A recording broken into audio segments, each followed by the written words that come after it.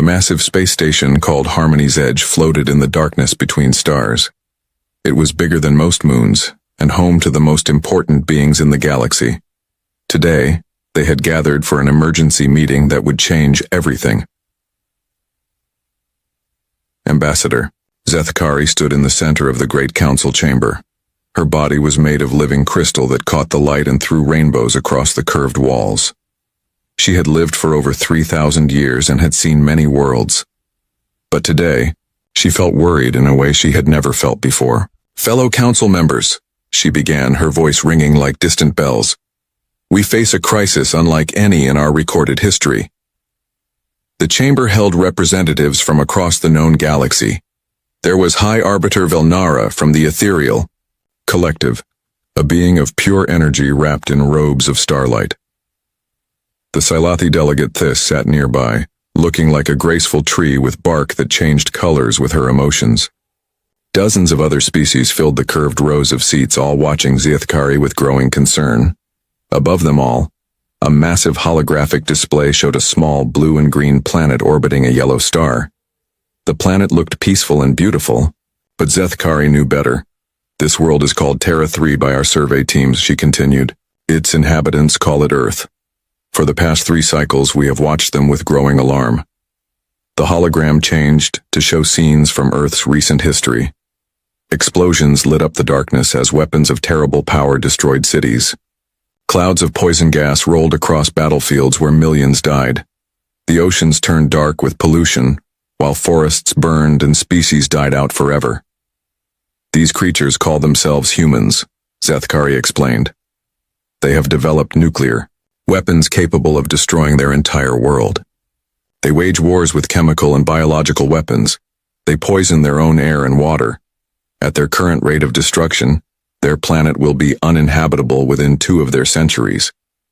Murmurs of shock and disgust rippled through the chamber. The Silathi delegate Thys shook her head sadly, her bark turning a deep blue color that meant grief. "How can any intelligent species be so destructive to their own home?" High Arbiter Velnara spoke next, his voice echoing with the wisdom of 10,000 years. "We have seen aggressive species before, but none quite like this. Most violent races destroy themselves quickly. These humans seem capable of maintaining their destructive behavior for extended periods." The hologram showed more scenes. Humans fighting in organized armies with advanced weapons.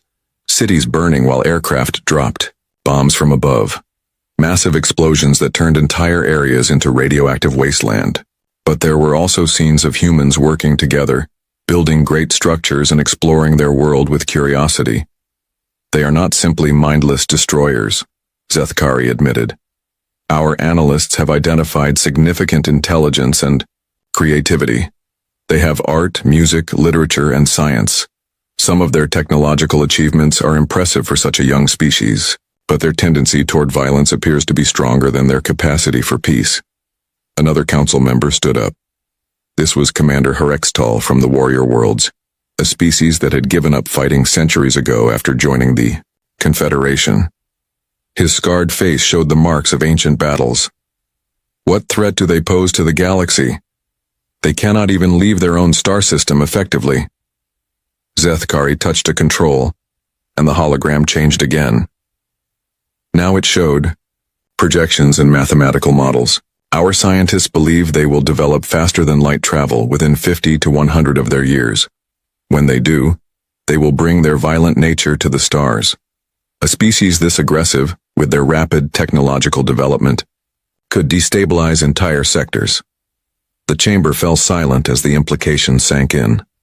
The Galactic Confederation had maintained peace for over 5,000 years by carefully managing contact with new species. They guided young civilizations toward peaceful development, helping them overcome their primitive instincts, but they had never encountered a species quite like humanity. High Arbiter Velnara rose to his full height, his energy form pulsing with concern. "The standard protocols seem inadequate for this situation. These humans show signs of Category 7, extinction risk behavior." A Category 7 rating was the highest threat level in Confederation classifications. It meant a species was likely to cause massive destruction if allowed to spread beyond their home world. Only 3 species in galactic history had ever received such a rating. 2 had destroyed themselves before developing space travel.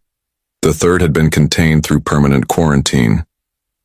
Surely we can guide them as we have others, suggested Mediator Thys, her bark shifting to hopeful green. Every species can learn peace if properly taught. I have personally helped 17 different worlds overcome their violent tendencies. Zethkari shook her crystal head sadly. These humans may be different. Our behavioral analysts have studied their history extensively. They have been fighting organized wars for their entire recorded history. Violence appears to be deeply embedded in their nature. Even when they are not fighting external enemies, they fight among themselves. The hologram showed human history stretching back thousands of years. Ancient warriors with swords and shields, medieval knights in armor, soldiers with muskets and cannons, modern armies with tanks and aircraft. The technology changed, but the fighting never stopped. Look at their entertainment, Zethkari continued.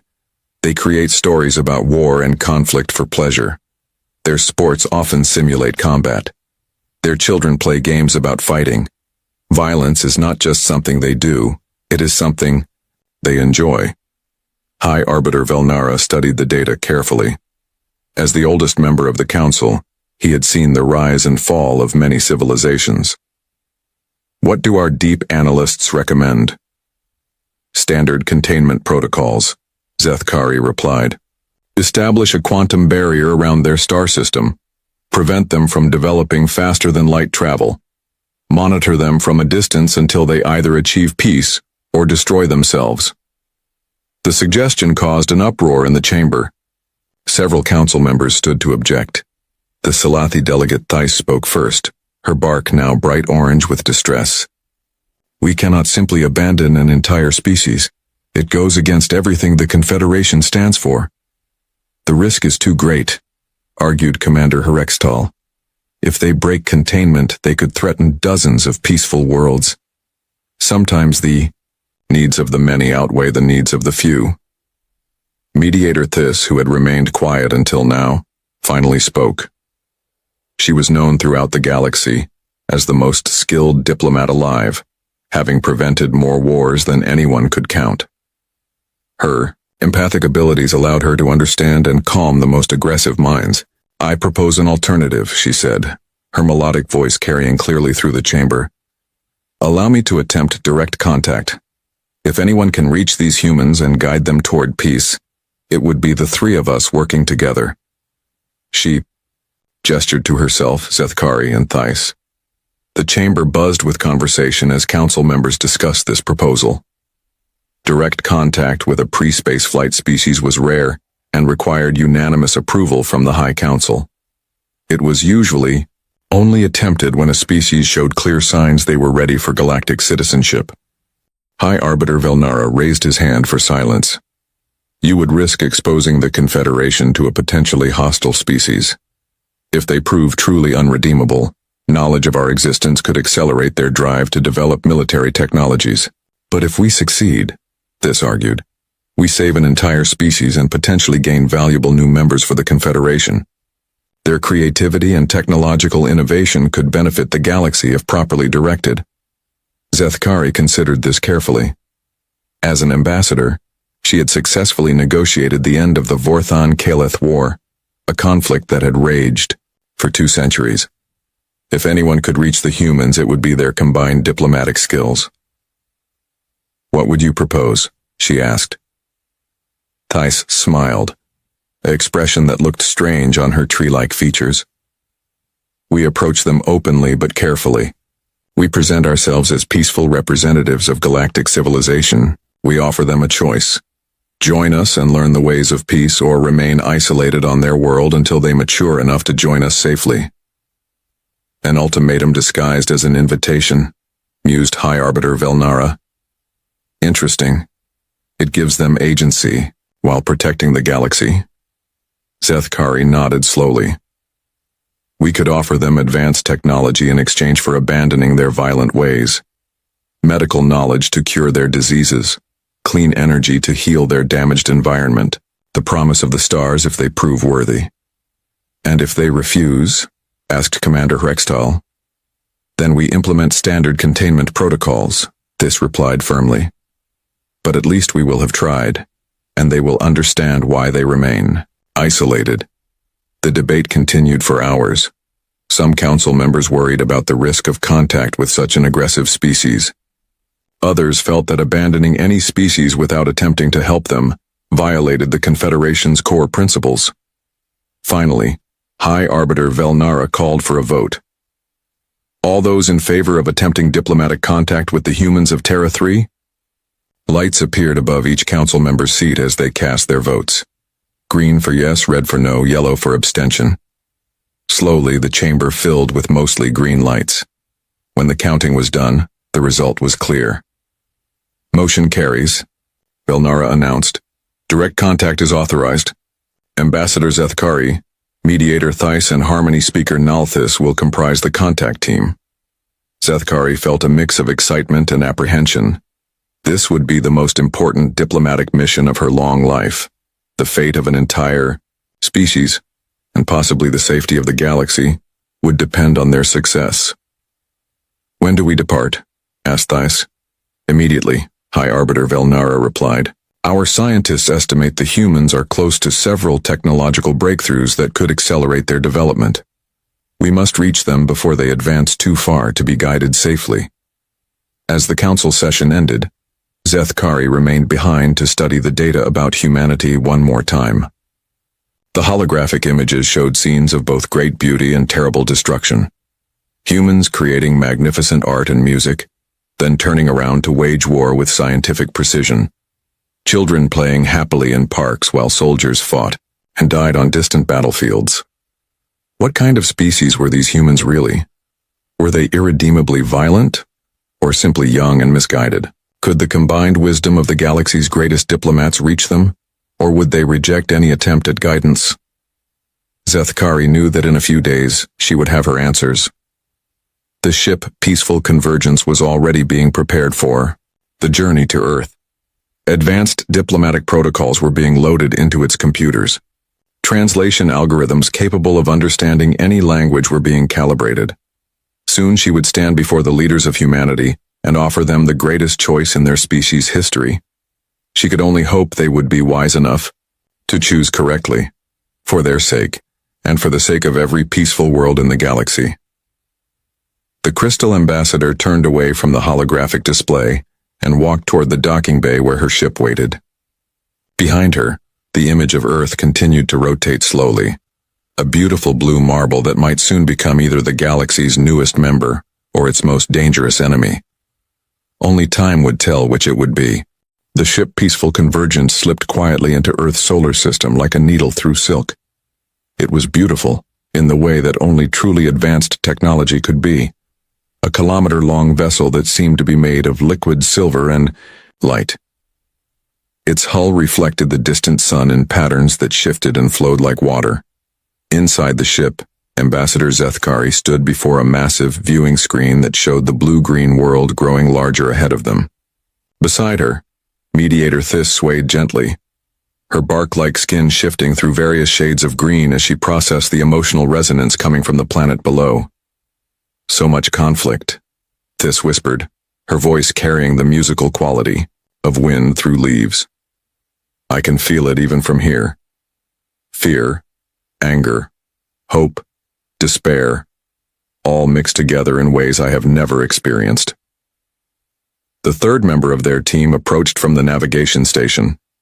Harmony Speaker Nalthis moved with fluid grace, her luminous form wrapped in robes that seemed to be woven from starlight itself. As an empath of the highest order, she could sense the thoughts and feelings of entire populations.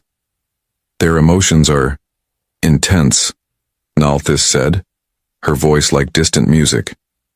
Most species we encounter have learned to moderate their feelings through collective wisdom. These humans burn with passion in every thought. Zethkari nodded, her crystal body refracting the light from the viewing screen into rainbow patterns on the walls. Our analysts warned us about this. Humans appear to experience emotions more strongly than most galactic species. It may explain both their creativity and their tendency toward violence. The ship's artificial intelligence spoke in a calm, neutral tone. We are now entering the outer edge of their sensor range. Shall I begin broadcasting our peaceful intentions? Yes, Zethkari replied. Use all their languages simultaneously. We want them to understand we come in peace. Across Earth, radio telescopes and satellite networks suddenly picked up signals unlike anything they had ever detected. The messages came in perfect English, Mandarin, Spanish, Arabic, Hindi, and dozens of other languages, all speaking the same words at exactly the same time. People of Earth, the message began. We greet you in peace and friendship. We are representatives of the Galactic Confederation, a union of civilized worlds that spans this galaxy. We have traveled far to meet you and offer you a place among the stars. Please do not be afraid. We come only to talk. In government buildings around the world, emergency alarms began to sound. The President of the United States was pulled from a cabinet meeting. The Premier of China was woken from sleep. The Prime Minister of the European Federation was rushed to a secure bunker. Within minutes, every major leader on Earth knew that humanity was no longer alone in the universe. The alien ship made no aggressive moves. It simply took position in a stable orbit above the Pacific Ocean and continued broadcasting its peaceful message every hour. Its massive size was visible to the naked eye from Earth's surface, hanging in the sky like a second moon. Dr. Sarah Chen, the United Nations Secretary General, found herself thrust into the most important moment in human history. She stood in the emergency session hall in Geneva, surrounded by representatives from every nation on Earth. The arguing had been going on for 6 hours. We must respond with caution, insisted President Martinez of the Americas Union. We know nothing about these beings or their true intentions.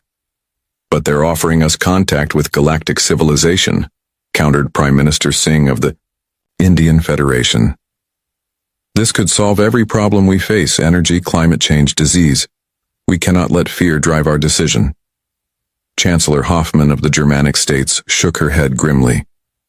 History teaches us to be suspicious of those who claim to come in peace, but arrive with overwhelming military superiority. That ship could destroy our entire planet if it chose to. Dr. Chen called for order, her voice carrying clearly through the hall's translation systems. The aliens have requested a meeting with what they call our supreme governing authority. Since no such thing exists, they will have to settle for this assembly. High above them, the 3 alien diplomats prepared for the most important first contact in galactic history. They had studied human culture extensively, but actually meeting them would be different. Humans were known to be unpredictable in ways that most species were not. Remember, Zethkari told her companions, we must be firm, but fair. Offer them the benefits of joining galactic civilization, but make clear that their violent tendencies cannot be allowed to spread to other worlds. Thais nodded, her empathic abilities already reaching out to sense the emotional state of the humans below. They are frightened, but also excited. Curious, but cautious. It is a complex mixture I have rarely encountered. Their minds are unusual, added Nalthis, her luminous form flickering slightly with concentration. Most species think in predictable patterns. These humans seem to consider multiple possibilities simultaneously. It makes them difficult to read. The transport beam activated and the 3 aliens materialized in the center of the United Nations Assembly Hall. The effect was designed to be impressive but non-threatening. A gentle cascade of golden light that deposited them on the speaking platform without any visible technology. The hall fell absolutely silent. Every human present stared at the 3 beings who had just appeared before them. They were clearly alien but beautiful in their strangeness. Zethkari stood in the center, her crystal body catching the hall's lights and throwing rainbow patterns across the walls and ceiling. She was tall and elegant, roughly humanoid in shape but clearly not human. Her face was angular and geometric, with eyes that sparkled like cut diamonds. To her left stood Thais, who looked like a graceful tree that had learned to walk. Her bark-like skin shifted through shades of green and brown, and delicate branch-like appendages served as her arms. Leaves rustled softly around her head like living hair. On the right was Nalthis, the most alien of the three. She appeared to be made of living light, her form constantly shifting and flowing within robes that seemed to be cut from the fabric of space itself. Where her face should be was a gentle glow that somehow conveyed both wisdom and compassion. Ambassador.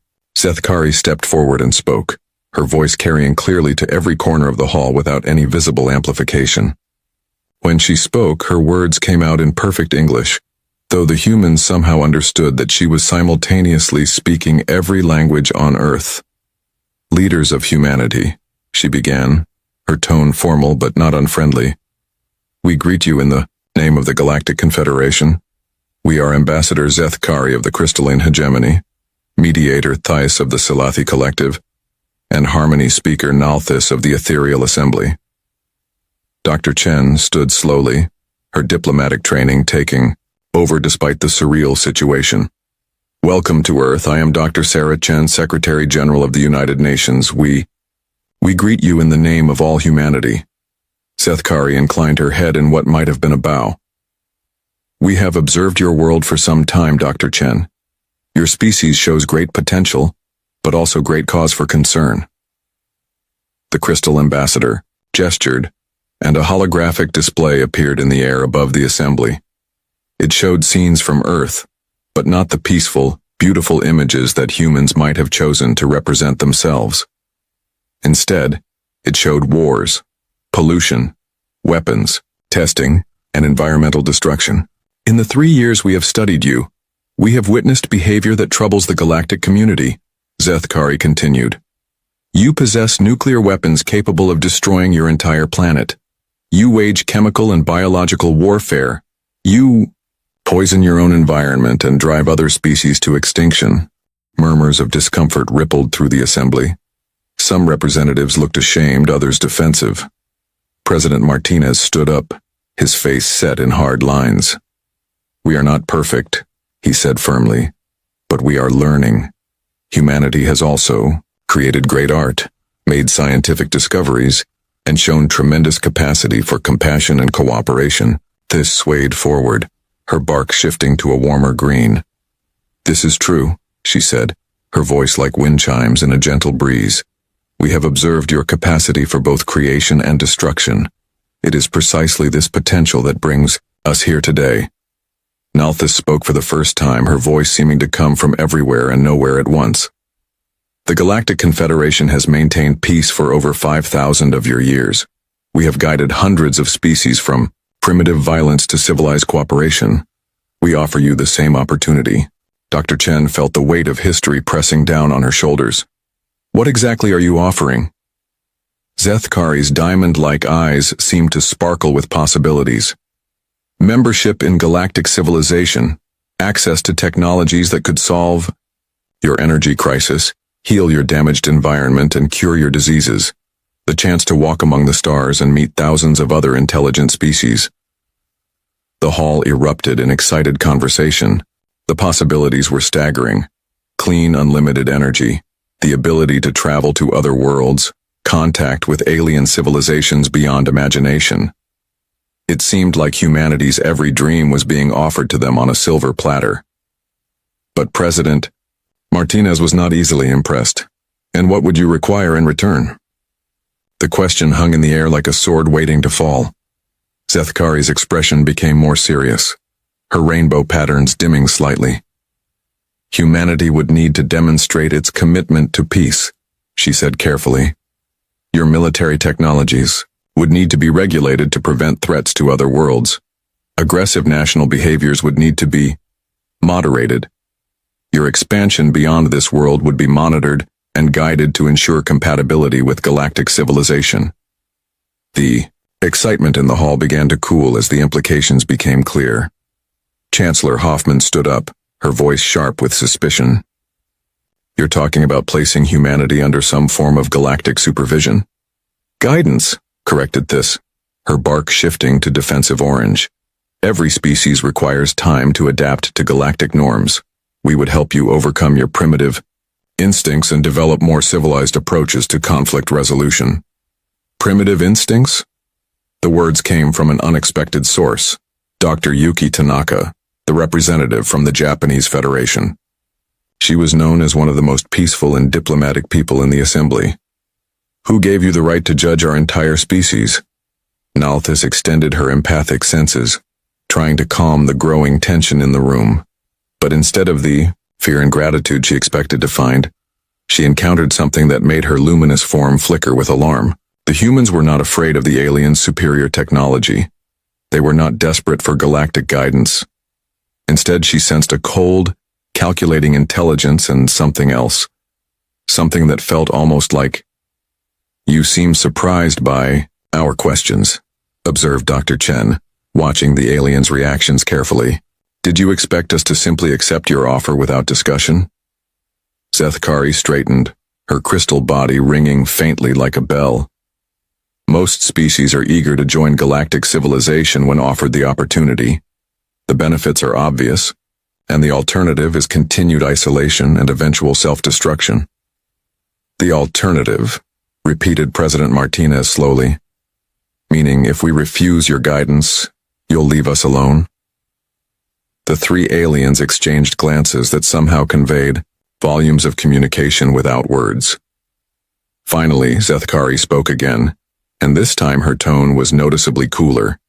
"If humanity proves unable or unwilling to accept peaceful integration into galactic society, then for the safety of all civilized worlds, you would indeed remain isolated, until such time as you demonstrate the wisdom necessary for responsible membership." The hall fell silent as the true nature of the alien offer became clear. It wasn't really an offer at all. It was an ultimatum wrapped in diplomatic language: submit to alien oversight or remain forever trapped on Earth. Dr. Chen looked around the assembly, seeing the same realization dawning on face after face. Humanity was being offered a choice, but not the kind of choice they had hoped for. They could surrender their independence and become junior partners in someone else's galaxy, or they could remain prisoners on their own world. She took a deep breath and stood to address the alien diplomats. When she spoke, her voice carried a quiet strength that surprised even herself. "Thank you for your offer," she said politely. "We will need time to discuss this among ourselves before giving you an answer." The three aliens nodded, apparently expecting this response. "Of course," Zethkari replied. "Take all the time you need. We will remain in orbit until you are ready to proceed." As the aliens prepared to transport back to their ship, Nalthis extended her empathic abilities one more time, trying to get a final reading on the human emotional state. What she found made her recoil in shock. The humans were not afraid. They were not desperate. They were not even particularly impressed by the aliens' technology. Instead, she sensed something she had never encountered in thousands of years of diplomatic contact. A cold, patient determination that felt almost predatory in its intensity.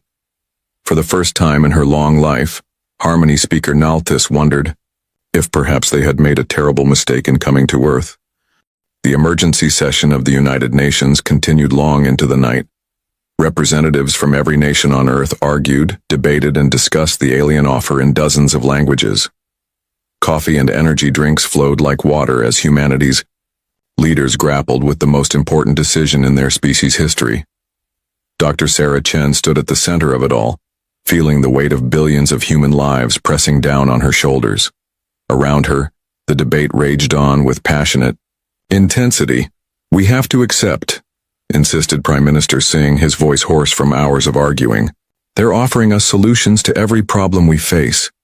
Climate change, energy crisis, overpopulation. They can help us fix it all." Chancellor Hoffman shook her head vigorously. "At what cost? They want to control our military, our government, our entire way of life. We would become pets in their galactic zoo." President Martinez leaned forward in his chair, his eyes hard with determination. "Has anyone else noticed they never actually asked us what we wanted? They observed us for 3 years and decided we needed their guidance. They didn't even try to communicate with us before making their judgment." Dr. Chen nodded thoughtfully. "That is troubling. In all their talk of peace and civilization, They seem to assume they know what's best for us better than we do ourselves. High above them, aboard the ship Peaceful Convergence, the three alien diplomats were having their own intense discussion. The meeting had not gone as expected, and they were trying to understand why. Their response pattern is completely outside normal parameters, Zethkari said, her crystal body dim with confusion. Most species show either eager acceptance or overwhelming fear when first contacted. These humans show neither. Thais swayed nervously, her bark cycling through shades of brown and orange. They asked questions I have never heard before.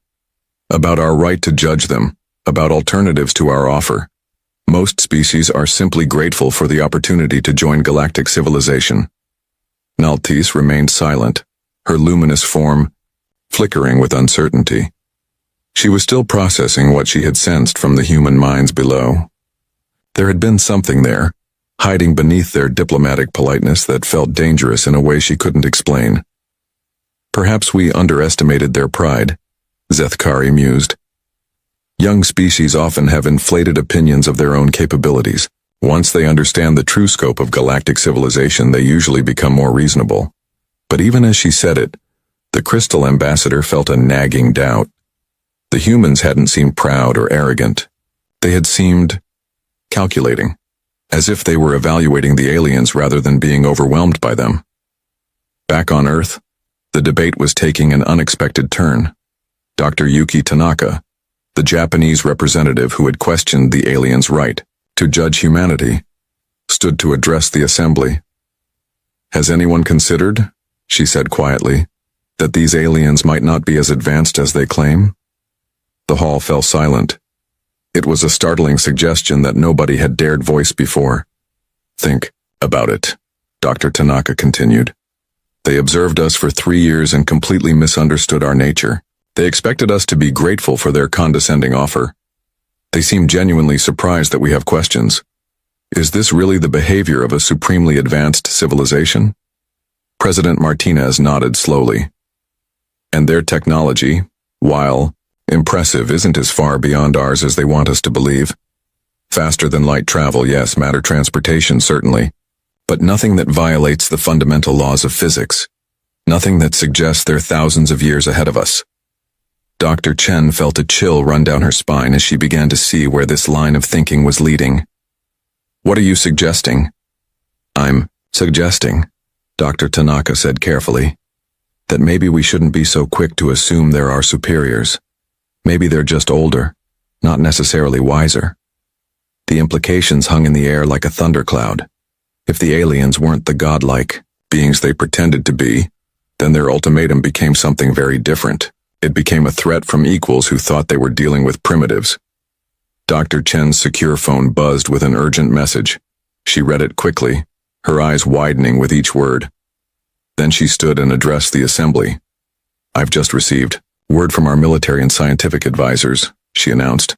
"They want to brief us on some interesting developments." 30 minutes later, the assembly reconvened in a secure briefing room deep beneath the UN building. The room was equipped with the most advanced security systems on Earth, designed to prevent any form of electronic surveillance. General Rebecca Torres, the Earth Defense Coordinator, stood at the front of the room next to a large display screen. She was a small woman with steel gray hair and eyes that had seen too much conflict, but her presence commanded instant respect from everyone present. "Ladies and gentlemen," she began, "what I'm about to show you is classified at the highest levels. Until 12 hours ago, only a handful of people on Earth knew this information existed." The screen lit up with technical diagrams and data that looked like science fiction made real. Energy readings, structural analyses, and weapon specifications scrolled past in dizzying arrays. "Since the alien ship entered our solar system, every sensor we have has been pointed at it," General Torres continued. "We've learned some very interesting things." Dr. Chen leaned forward, her heart racing. "What kind of things?" "Their ship is impressive, but it's not invincible," Torres replied. "Our analysis suggests their technology is perhaps 50 to 100 years ahead of ours in most areas. Advanced? Yes. Godlike? No." The implications hit the assembly like a physical blow. If the aliens weren't as far advanced as they seemed, then humanity wasn't as helpless as everyone had assumed. But more importantly, Torres continued, we've detected something else. Energy signatures from locations around Earth that we didn't expect. The screen changed to show a map of the world dotted with glowing points. There were dozens of them, scattered across every continent and several locations in the oceans. What are those? Asked President Martinez. Dr. Sarah Kovac, Earth's chief science advisor, stepped forward. She was a brilliant woman who had spent her entire career studying theoretical physics and technologies that most people thought were impossible. Those, she said with a slight smile, are installations that have been hidden from public view for decades. Projects that officially don't exist. Technologies that the scientific community has been developing in secret since the end of World War II. The room erupted in shocked conversation.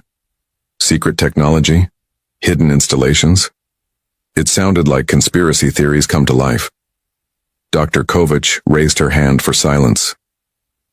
When humanity first detected radio signals from space in the 1940s, some very intelligent people began asking a simple question. What happens when someone out there notices us? Project Prometheus was born from that question. She clicked a control, and the display showed historical documents stamped with classifications so high that most of the people in the room had never seen them before. For over 70 years, Kovac continued, the brightest minds on Earth have been working on a single goal, ensuring that when we finally made contact with alien intelligence, we would not be helpless victims. Every major technological breakthrough, every scientific advance, every space program, they all fed into Prometheus. General Torres took over again. The wars the aliens observed, the conflicts they think show our primitive nature, many of those were cover stories, field tests for weapons and strategies designed specifically for asymmetric warfare against technologically superior opponents. The revelation sent shockwaves through the assembly. Everything they thought they knew about recent human history was apparently wrong. The arms races, the space programs, the international tensions, it had all been part of a massive coordinated effort to prepare for this exact moment. You're saying we've been preparing for alien contact since the 1940s? Dr. Chen asked, her voice barely above a whisper.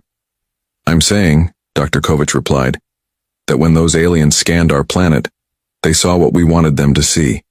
A primitive species engaged in pointless conflicts, unaware of the greater universe around them. They never detected the real infrastructure we've been building. The screen showed images that looked like they came from a science fiction movie. Massive underground, facilities carved into the Earth's crust, orbital platforms disguised as space debris, energy systems that seemed to violate known physics, weapons that looked like they could crack planets. How is this possible?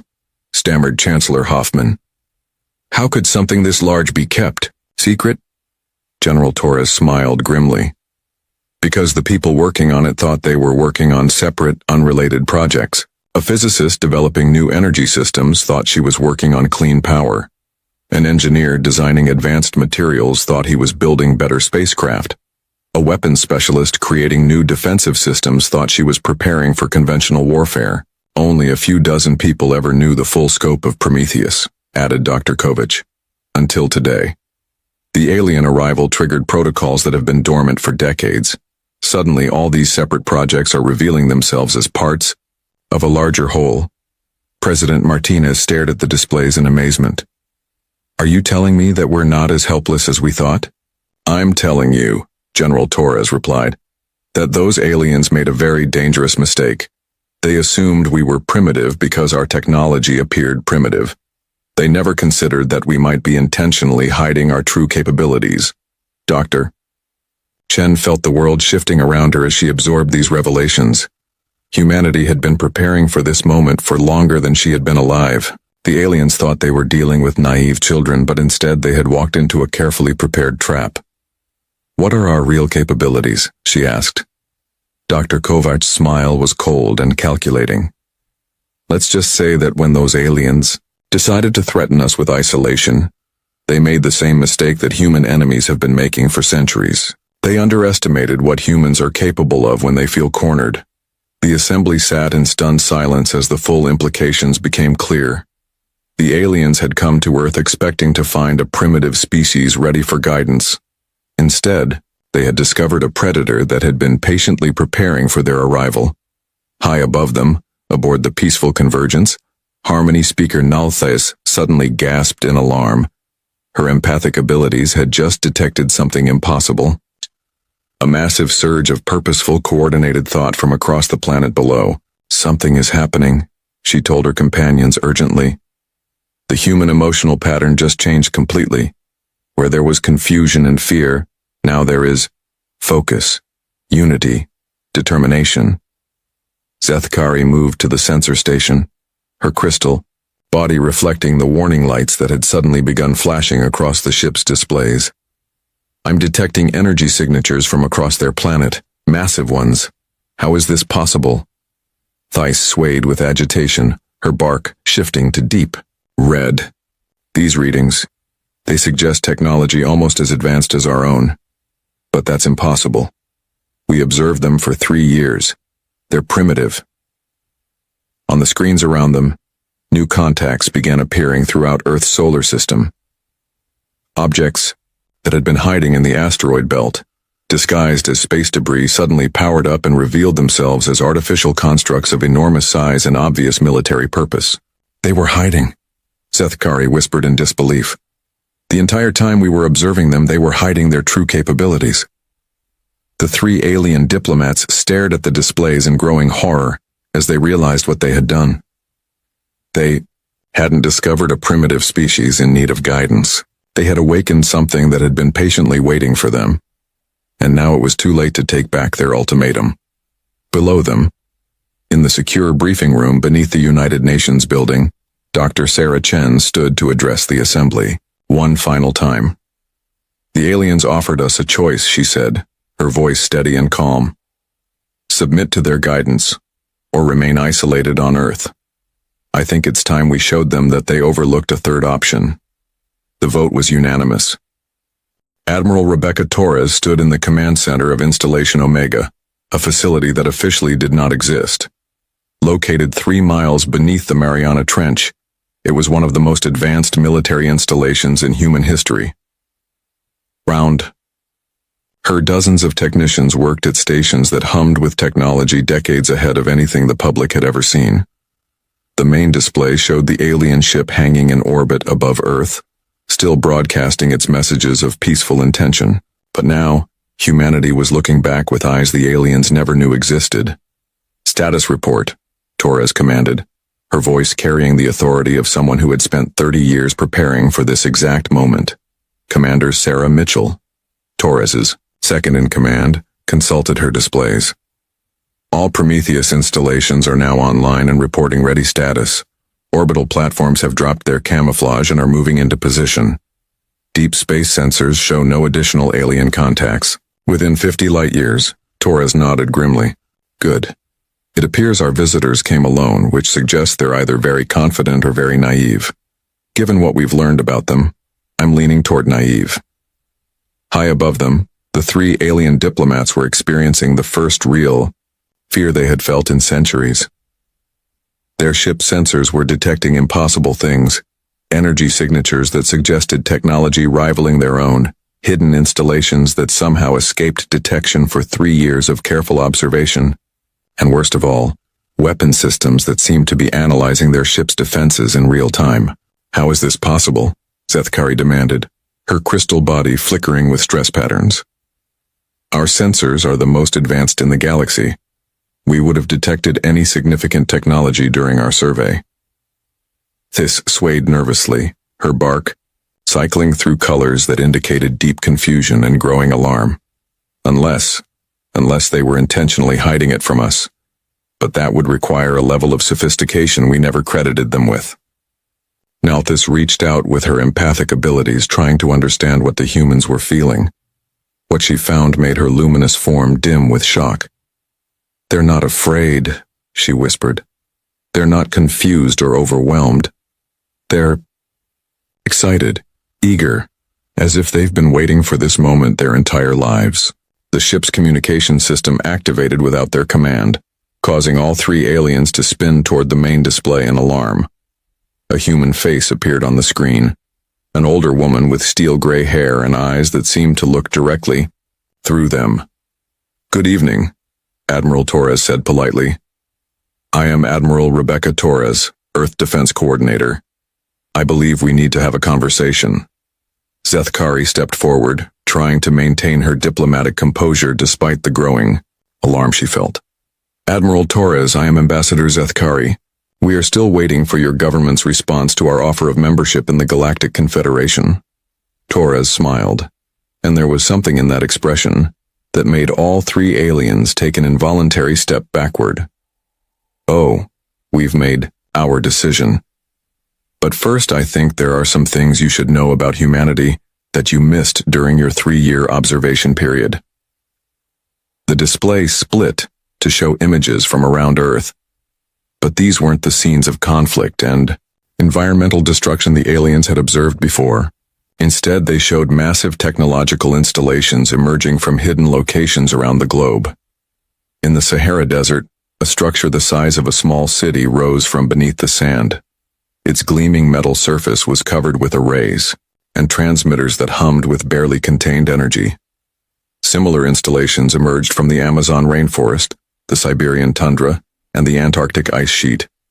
Installation Alpha in North Africa, Torres explained conversationally, primarily focused on energy weapons and defensive systems. Installation Beta in South America handles advanced materials research and manufacturing.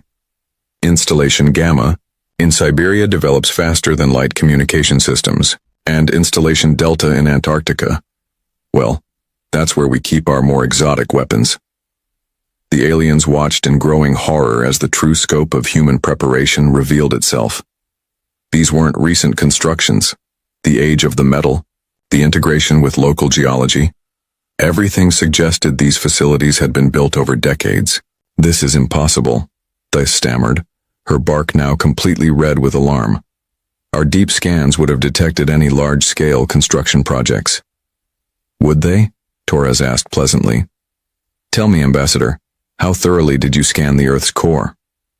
The question hit the aliens like a physical blow. Standard galactic survey protocols focused on surface and near-surface technology. Few species had the ability or desire to build significant installations in their planet's interior. "You see," Torres continued, "when humanity first detected radio signals from space nearly a century ago, some very smart people asked a simple question. What happens when someone notices us? Project Prometheus was created to answer that question."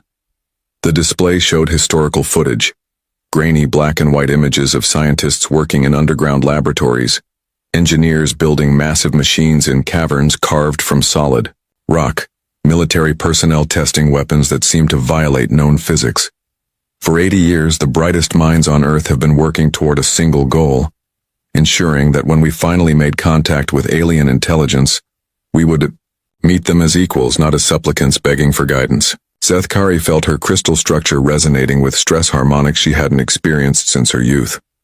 "You've been preparing for contact since before you achieved spaceflight?" "Oh, much longer than that," Torres replied. "You see, humans have always known we weren't alone in the universe. We just didn't know when our neighbors would come calling. So we decided to be ready." The display shifted to show new images. Orbital installations that had been disguised as space debris suddenly revealing their true nature.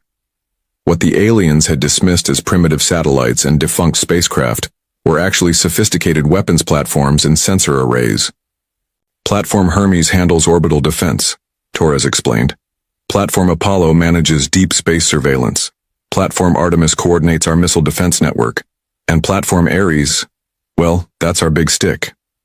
As if summoned by her words, something massive began to move in the asteroid belt between Mars and Jupiter. What had appeared to be a large asteroid slowly rotated to reveal itself as an artificial construct, a space station the size of a small moon, bristling with weapons that hurt to look at directly. "You've been hiding an entire military infrastructure," Nalthis said, her voice barely audible with shock. "We've been preparing for survival," Torres corrected. "You see, Ambassador, humanity has learned some hard lessons about what happens When a technologically superior force arrives claiming to bring peace and civilization, it doesn't usually end well for the natives. The truth of that statement hit the aliens like cold water. In their thousands of years of guiding younger species, they had never encountered one that had prepared for their arrival. Most civilizations were either too primitive to resist or too grateful for advanced technology to question the terms. Now, Torres continued, her voice taking on a harder edge, let's talk about your ultimatum. Submit to galactic guidance or remain isolated on Earth. I'm afraid you overlooked a third option. What third option? Zethkari asked, though she was beginning to suspect she didn't want to know the answer. Torres's smile became predatory. The option where humanity takes its place among the stars on its own terms, whether the Galactic Confederation approves or not. The implications hung in the space between them like a loaded weapon. The aliens had come expecting to find a primitive species they could easily guide or contain. Instead, they had discovered a civilization that had spent decades preparing to resist exactly the kind of control they offered. You cannot be serious, this said, her bark now cycling through colors that indicated panic. The Galactic Confederation has maintained peace for 5,000 years. You cannot simply ignore our authority. Authority? Torres laughed, and the sound sent chills through all three aliens. What authority? You observed us without permission. You judged us without understanding. You offered us membership in your confederation while making it clear that refusal would result in imprisonment on our own world. That's not authority. That's extortion. On their ship's sensors, the aliens could see that they were now surrounded. Human vessels had emerged from hiding places throughout the solar system, moving with coordination that suggested advanced command and control systems. But more disturbing than their numbers was their technology, sensors that seemed to be actively scanning the alien ship, learning its weaknesses and capabilities. Dr. Kovac, Torres said, speaking to someone off-screen, please explain to our guests what they're seeing. A new figure appeared on the display, a brilliant-looking woman with eyes that sparkled with scientific curiosity and more than a little madness. Dr. Sarah Kovac had spent her entire career pushing the boundaries of theoretical physics, and now her work was finally being revealed to the world. Quantum entanglement communication networks, she said cheerfully, as if discussing the weather. Exotic matter manipulation systems, gravity wave detection and analysis, faster than light sensors based on tachyon particle streams. Oh, and my personal favorite, adaptive artificial intelligence systems that can analyze and replicate alien technology in real time. Zethkari felt her crystal structure begin to vibrate with harmonics of pure terror. You're analyzing our ship? We've been analyzing your ship since the moment you entered our solar system, Kovac replied. Your stealth systems are quite good, but they're based on conventional physics.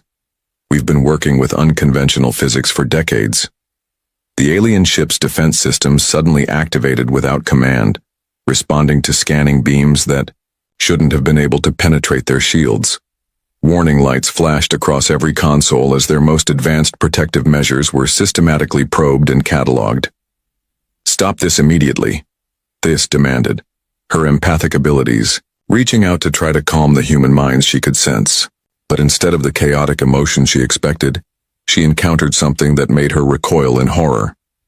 A vast network of interconnected human consciousness, all focused on a single goal with predatory intensity. I'm afraid we can't do that, Torres replied calmly. You see, you made this an all-or-nothing proposition when you offered us your ultimatum, submit or be contained. Well, we choose option 3. We take what we want and ignore your objections. Nalthis extended her empathic abilities to their fullest extent, trying to understand what kind of minds could be so cold and calculating. What she found defied everything she thought she knew about intelligent species. The humans weren't acting out of fear or desperation. They were acting out of careful, long-term planning and absolute confidence in their abilities. You don't understand, she whispered. The Galactic Confederation has technology beyond your comprehension. If you resist, if you try to expand beyond this system, you'll face the combined might of thousands of worlds. Tora's expression didn't change, but something in her eyes became even harder. And you don't understand what humanity is capable of when we're threatened. You think your confederation is impressive because it maintains peace among thousands of species? We've been at war with ourselves for our entire history and we're still here. We've turned conflict into an art form. She leaned forward, and her next words carried the weight of absolute certainty. Your confederation survives because it's never faced a real challenge. Species that join willingly are already peaceful. Species that resist are primitive and easily contained. But what happens when your confederation faces a species that's both advanced and absolutely unwilling to submit? The question hung in the air like a death sentence. For the first time in their long lives, the three alien diplomats were beginning to understand that they had made a fundamental error in judgment. They had mistaken humanity's surface conflicts for primitive aggression, when in reality they had been observing a species that had weaponized conflict itself.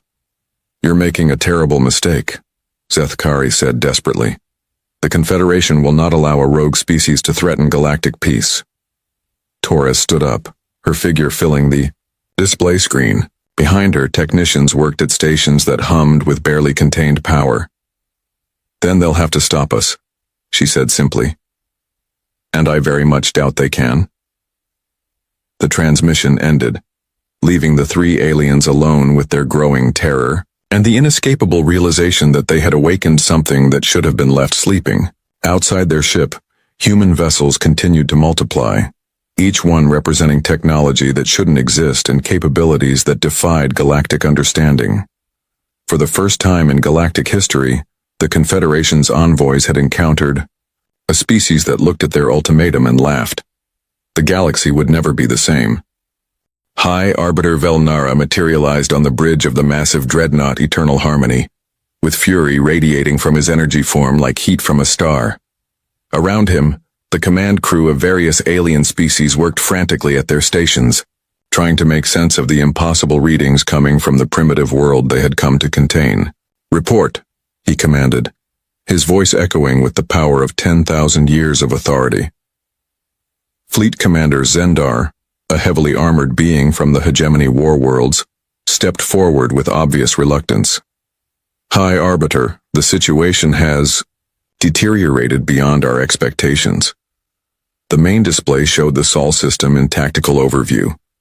What should have been a simple containment operation had become something unprecedented in galactic history. Dozens of human vessels moved with coordinated precision, their energy signatures indicating technology that rivaled the Confederation's own. How many ships? Velnara asked, his energy form flickering with barely controlled anger. We count 47. Active vessels with more emerging from hiding every hour, Zendar replied. But High Arbiter, their technology appears to be adaptive. Our sensors indicate they're analyzing our ships in real time and making improvements to their own systems, based on what they learn. Velnara turned to study the tactical display more carefully. The human ships were smaller than Confederation vessels, but they moved with an agility that suggested advanced propulsion systems. More disturbing, they seemed to be actively scanning the alien fleet, learning its capabilities and weaknesses. What of our peace envoys?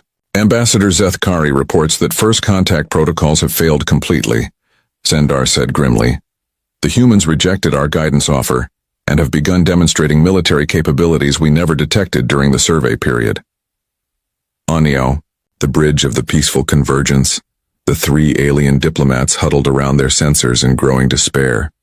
Everything they thought they knew about humanity had been proven wrong in the most terrifying way possible. They've been planning this for decades, This whispered, her bark now permanently deep red with alarm. Every conflict we observed, every war we thought showed their primitive nature. It was all preparation for this moment. Nalthis reached out with her empathic abilities, trying to understand the human mindset. What she found made her luminous, form flicker with terror. They're not afraid of us, she reported. They're excited, as if they've been waiting their entire lives for this opportunity to test themselves against galactic civilization. Zethkari studied the energy readings from the human vessels surrounding them. Their weapon systems are unlike anything in our databases. They seemed designed specifically for asymmetric warfare against technologically superior opponents. The truth was becoming undeniable. Humanity had spent decades preparing for exactly this scenario. First contact with a superior, alien force that would try to control or contain them. Every aspect of their preparation had been designed to turn their technological disadvantage into a strategic advantage. Back on Earth, Admiral Torres stood in the command center of Installation Omega, watching as her carefully laid plans unfolded with mechanical precision. Around her, the greatest military minds in human history coordinated the most important battle their species had ever fought. "Status of the orbital platforms?" she asked. "All platforms report ready," Commander Mitchell replied. "Platform Ares has achieved optimal firing position. The exotic matter cannon is charged and ready." Torres nodded, then activated a communication channel to the alien fleet. She wanted them to understand exactly what they were facing before the demonstration began. The main display in the Eternal Harmony flickered to life, showing Torres's face. High Arbiter Velnara moved to face the screen, his energy form pulsing with barely contained power. "I am High Arbiter Velnara of the Galactic Confederation," he announced in a voice that had commanded respect across the galaxy for millennia. "You will stand down immediately and submit to Confederation authority." Torres smiled, and there was something in that expression that made every alien on the bridge take an involuntary step backward. "I'm afraid that's not going to happen, High Arbiter. You see, you made a fundamental error when you came here." "And what error was that?" Velnara demanded. "You assumed we were primitive because our technology appeared primitive," Torres replied. "You never considered that we might be hiding our true capabilities. Worse, you offered us an ultimatum without understanding what kind of species we were dealing with." The display split to show images from across the Sol system. Hidden installations were revealing themselves throughout the asteroid belt, on the moons of the outer planets, and in deep space locations that should have been impossible to reach with human technology. For 80 years, humanity has been preparing for this day, Torres continued. Every war you observed was a field test. Every arms race was research and development. Every conflict was training for the war we knew would eventually come. High Arbiter Velnara felt something he hadn't experienced in thousands of years: uncertainty. "You cannot resist the might of the Galactic Confederation. We have maintained peace for 5 millennia through superior technology and overwhelming force." "Peace through superior firepower," Torres mused. "An interesting philosophy. But what happens when your superior firepower meets someone who's spent their entire history learning how to fight enemies with superior firepower?" Before Velnara could respond, alarms began sounding throughout the Confederation fleet. Their sensors were detecting massive energy buildups from multiple human installations, power levels that seemed to violate known physics. "Dr. Kovac," Torres said, speaking to someone off-screen, "please show our guests what humanity has learned about exotic physics on platform Ares, deep in the asteroid belt." Dr. Sarah Kovac stood before a weapon that represented the pinnacle of human scientific achievement. The exotic matter cannon was a device that shouldn't have been possible according to conventional galactic science. But human scientists had never been constrained by conventional thinking. "Firing solution confirmed," she announced cheerfully. "Target: the space between the lead Confederation vessels. We want to demonstrate capability, not cause unnecessary casualties." The weapon fired, and space itself seemed to tear. A beam of exotic matter, particles that existed in violation of normal physics, lanced across the solar system at impossible speed. Where it passed, the fabric of reality rippled like water. The beam struck empty space between 2 Confederation cruisers, and the effect was immediate and terrifying. A sphere of twisted space-time expanded from the impact point, its gravity fields playing havoc with every sensor and navigation system in the alien fleet. "Impossible," breathed Fleet Commander Zendar, watching his instruments register readings. That made no sense. "Matter cannot behave in such ways." Apparently, Torres's voice came from the communication channel. "Human understanding of physics has progressed beyond galactic norms. You see, when you're preparing to fight enemies with superior technology, you don't try to match their existing capabilities. You develop entirely new ones they can't defend against. High Arbiter Velnara realized with growing horror that the humans hadn't just prepared for this encounter. They had innovated beyond anything the Confederation had seen in millennia. While galactic civilization had grown comfortable with its technological superiority, humanity had been pushing the boundaries of what was possible. "This is your final warning," Velnara announced, trying to maintain his authority despite the growing fear in his energy form. "Stand down or face the consequences." Torres's smile became predatory. "No, High Arbiter. This is our final warning. To you. Leave our system immediately. Return to your Confederation and tell them that humanity will be joining galactic civilization on our own terms. Not as supplicants, not as junior partners, but as equals who demand respect. And if we refuse, then you'll discover why evolution made us apex predators." The words hung in space like a death sentence. For the first time in galactic history, a species was threatening the Confederation rather than begging for membership or cowering in fear. High Arbiter Velnara made the decision that would haunt him for the rest of his existence. Pride and 5,000 years of unquestioned authority overrode his growing fear. He would not be threatened by primitives no matter how advanced they had become. "All ships," he commanded, "activate weapon systems, disable their military installations, and prepare for planetary occupation." It was the last order he would ever give as an agent of galactic peace. The moment the Confederation fleet powered weapons, humanity's true capabilities revealed themselves. Every human vessel in the system suddenly accelerated beyond anything the aliens thought possible. They didn't move like normal spacecraft. They moved like living things, flowing around gravitational fields and dancing between weapon strikes with impossible grace. But worse than their speed was their firepower. Human weapons struck the Confederation ships with energy patterns that bypassed shields designed to stop conventional attacks. Exotic matter beams tore through hull plating like paper. Gravity weapons twisted space itself, crushing alien vessels in fields of compressed time. The battle, if it could be called that, lasted less than 10 minutes. When it was over, half the Confederation fleet was disabled and drifting. The other half had suffered damage that would take months to repair. Not a single human vessel had been destroyed. High Arbiter Velnara found himself aboard a ship with failing life support, facing an enemy that had demonstrated they could have destroyed his entire fleet if they had chosen to. The humans had shown mercy, which somehow made their victory even more terrifying. Torres appeared on his communication screen one final time. "High Arbiter," she said conversationally, "I want you to deliver a message to your galactic confederation." "What message?" Velnara asked, his voice hollow with defeat. "Tell them that humanity is coming to the stars, not as refugees seeking sanctuary, not as students begging for knowledge, but as equals demanding our rightful place in the galaxy.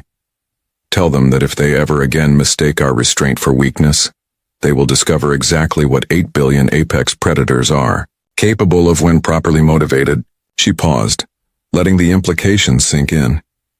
"And tell them that the next time they send envoys to a world, they should ask what that world wants instead of assuming they know what's best for it." The communication ended, leaving Velnara alone, with his shattered fleet and the knowledge that he had awakened something that would change the galaxy forever. As the surviving Confederation ships limped away from Earth, human construction fleets were already at work. Massive shipyards emerged from hidden locations, beginning construction of vessels designed for deep space exploration and colonization. These weren't the ships of a species seeking permission to join galactic civilization. They were the ships of a civilization ready to claim its destiny among the stars.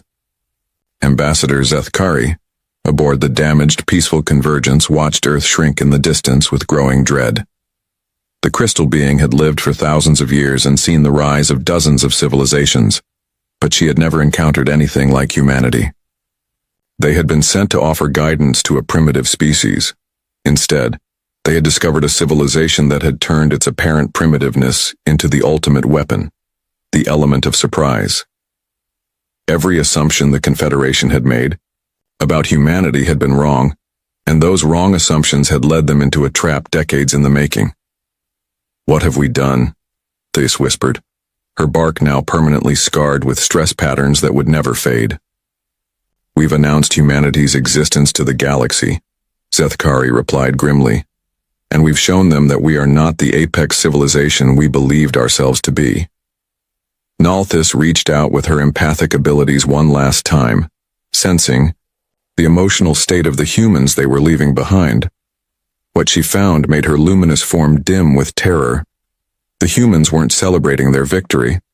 They weren't even satisfied with having driven off the alien fleet. Instead, they were already planning, already preparing for what would come next. They understood that this battle was just the beginning of a much larger conflict. "They're not content to simply defend their world," she reported to her companions. "They're preparing to take the fight to us, to challenge the entire structure of galactic civilization." The three envoys fell silent as the full implications became clear. The Galactic Confederation had dispatched peace envoys to Earth expecting to find a primitive species in need of guidance. Instead, they had awakened a sleeping giant that would reshape the galaxy according to its own vision. Behind them, Earth's shipyards worked around the clock, building vessels that would carry humanity to the stars not as supplicants or students, but as conquerors of their own destiny. The age of unquestioned Confederation authority was over. The age of humanity had begun. And somewhere in the depths of space, High Arbiter Velnara composed a message that would send shockwaves through every civilized world in the galaxy. For the first time in 5,000 years, the Galactic Confederation had encountered a species that looked at their offer of membership and said no. The galaxy would never be the same. The stars were dying, not in the way that stars naturally died, burning out over billions of years in a slow and beautiful dance of light. No, these stars were dying because the worlds around them were being murdered, one by one, system by system, until there was nothing left but silence and floating dust. Admiral Sirvek stood on the command bridge of his flagship, the Devourer's Maw. He was tall, even by the standards of his species. His skin was the color of dark ash, stretched tight over a skeleton that seemed too sharp, too angular to be natural. His eyes burned with a cold yellow light, like dying suns trapped in deep pits of shadow. He watched the main viewing screen with an expression that might have been boredom, or might have been hunger. With the Vreth Kai, it was often hard to tell the difference.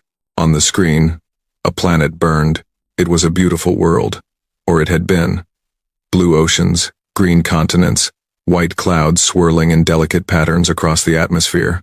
The Selenari had lived there for 40,000 years. They had built cities of crystal and light. They had composed symphonies that could make other species weep with joy. They had developed medicines that cured diseases across 100 worlds. Now they were dying. Vrethkai assault pods rained down from orbit like black tears falling from a weeping god. Each pod carried 100 soldiers. Each soldier carried weapons that could turn living flesh into ash in seconds. The Selenari had no military. They had believed, in their foolish optimism, that the galaxy had moved beyond war. They had trusted in treaties and alliances and the basic goodness of intelligent life. They had been wrong. Sirvex watched the death toll counter in the corner of his screen. It spun upward so fast that the numbers blurred. 10 million, 50 million, 200 million. The Selenari were not fighters.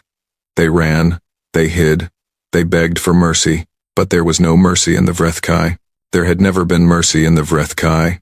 "Admiral," said his second-in-command, a scarred warrior named Kethvor, "the planetary shield generators have fallen. We can begin the final bombardment." "Not yet," Sirvek said. His voice was like stones grinding together in a deep cave. "Let our soldiers have their pleasure. Let them hunt. It has been too long since they tasted real fear." Kethvor nodded. He understood. The Vrethkai did not simply conquer worlds. They consumed them. They fed on terror as much as they fed on resources. Each scream of a dying Selenari was a small meal. Each city that burned was a feast. This was the way of the Vrethkai. This was the way it had always been. 300 years ago, the Vrethkai had been confined to a single system on the edge of the galaxy. They had been primitive, savage, fighting among themselves for scraps of food and territory. Other species had known about them, of course. The Galactic Council had sent observers and researchers. They had written reports about the interesting but ultimately harmless Vreth-Kai, a species that would probably destroy itself before it ever reached the stars. They had been wrong about that too. A Vreth-Kai warlord named Sirketh Sirvex's great-grandfather had united the warring clans through a combination of brutality, cunning, and a new religion. He had taught the Vreth-Kai that they were not simply another species among many. They were the chosen ones. The galaxy existed to feed them, to fuel their growth, to serve as prey for their endless hunger. The first species they had conquered had been their neighbors, a peaceful race of traders called the Mulvanni. The Mulvanni had welcomed the Vreth-Kai ships, believing they were coming to trade. They had learned their mistake only when the killing began. After the Mulvanni came the Thessari, then the Korvath, then dozens of others. Each conquest made the Vreth-Kai stronger. They took technology and resources from the fallen. They took slaves to work in their factories and mines. They took worlds as new breeding grounds for their ever-growing population. The Galactic Council had tried to stop them, of course. In the early days, before the Vreth-Kai had grown too powerful, the Council had assembled a fleet of 1,000 warships. It was the largest military force ever gathered in that part of the galaxy. Admirals from a dozen species had stood together on the bridge of the command ship, confident that they would crush the Vreth-Kai threat once and for all. The battle had lasted 3 days. When it was over, the Council fleet was scattered wreckage, and the Vreth-Kai had added 1,000 new warships to their armada. After that, the conquests came faster. Species that had stood for millions of years fell in weeks.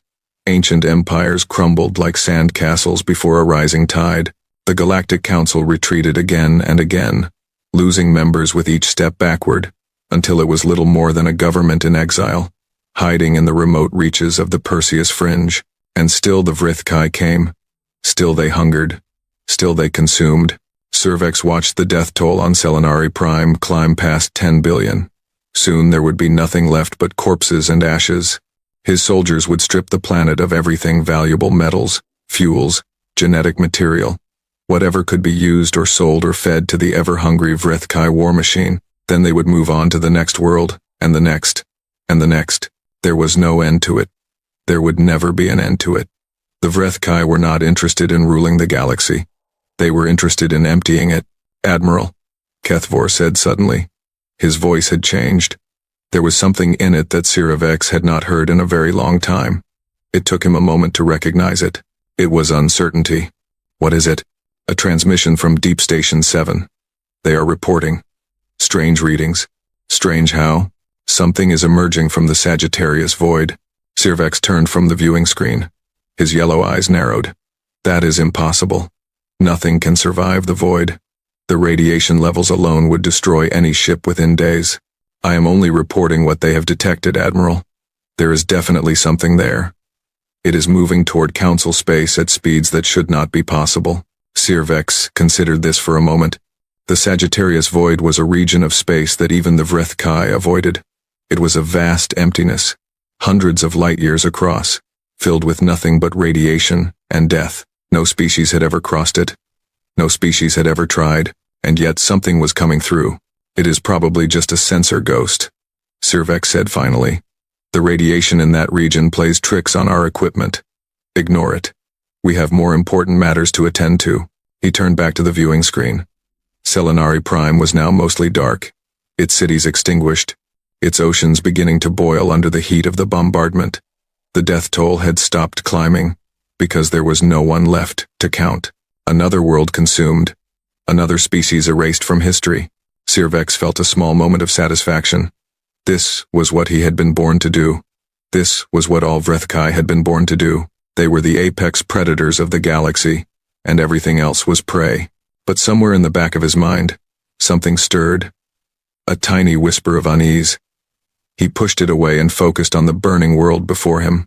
He did not know it yet, but he had just made the greatest mistake of his life. Far away, on the outer edge of the dying galaxy, the Galactic Council held its last session.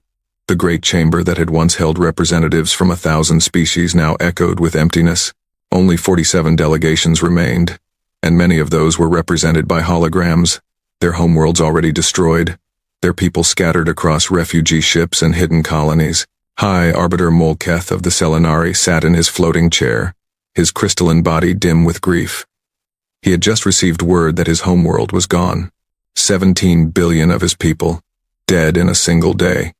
He was now the leader of a species with no home, no future, and no hope. Around him, the other delegates sat in similar states of despair. Ambassador Vryn of the Korvath, her scales dull with exhaustion, Admiral Keithras of the Mind-Weavers, his telepathic mind closed off from the constant psychic screams of dying civilizations, Representative Golmeth of the Thessari, weeping openly because his species did not believe in hiding their grief. They had gathered to discuss strategy, but there was no strategy left to discuss. Their fleets were destroyed. Their armies were scattered. Their resources were exhausted. All that remained was the slow, inevitable march toward extinction. "We must sue for peace," said one of the holographic representatives, a Korvath trader whose colony ship was hiding somewhere in the dark spaces between stars. "Perhaps if we offer tribute, if we agree to serve the Vrethkai, they will spare what remains of us." "You fool," Vryn said, her voice sharp with contempt. "The Vrethkai do not want tribute. They do not want slaves. They want us dead. All of us. Every last one. There is no peace to be made with a species that sees us as nothing more than food. Then what do you suggest? That we fight? With what? Our thoughts and prayers?" The chamber fell into bitter silence. It was the same argument they had been having for years, going around and around in circles while the Vrethkai consumed world after world. Fight or surrender, resist or submit, die on their feet or die on their knees. In the end, it did not matter. They were all going to die regardless. Admiral Kethras stirred in his seat. He was ancient, even by the standards of the long-lived Mind-Weavers. His skin had faded to a pale gray, and his eyes were clouded with age. He had not spoken in council sessions for years, preferring to sit in silence while the others argued about nothing. But now he raised his hand, and the chamber fell quiet. "I sense something," he said. His voice was a dry whisper, like dead leaves blowing across stone. "Something is coming. The Vrethkai advance fleet has already been detected," Molketh said wearily. "We know they are coming. That is why we are having this useless discussion." "Not the Vrethkai," Kethras said. "Something else. Something different." He closed his eyes, his telepathic powers reaching out across the vast distances of space. "It is coming from the void, from the Sagittarius void." The delegates exchanged confused glances. Everyone knew that nothing could survive the void. It was a death zone, a barrier that even the Vrethkai respected. "What is it?" Vryn asked.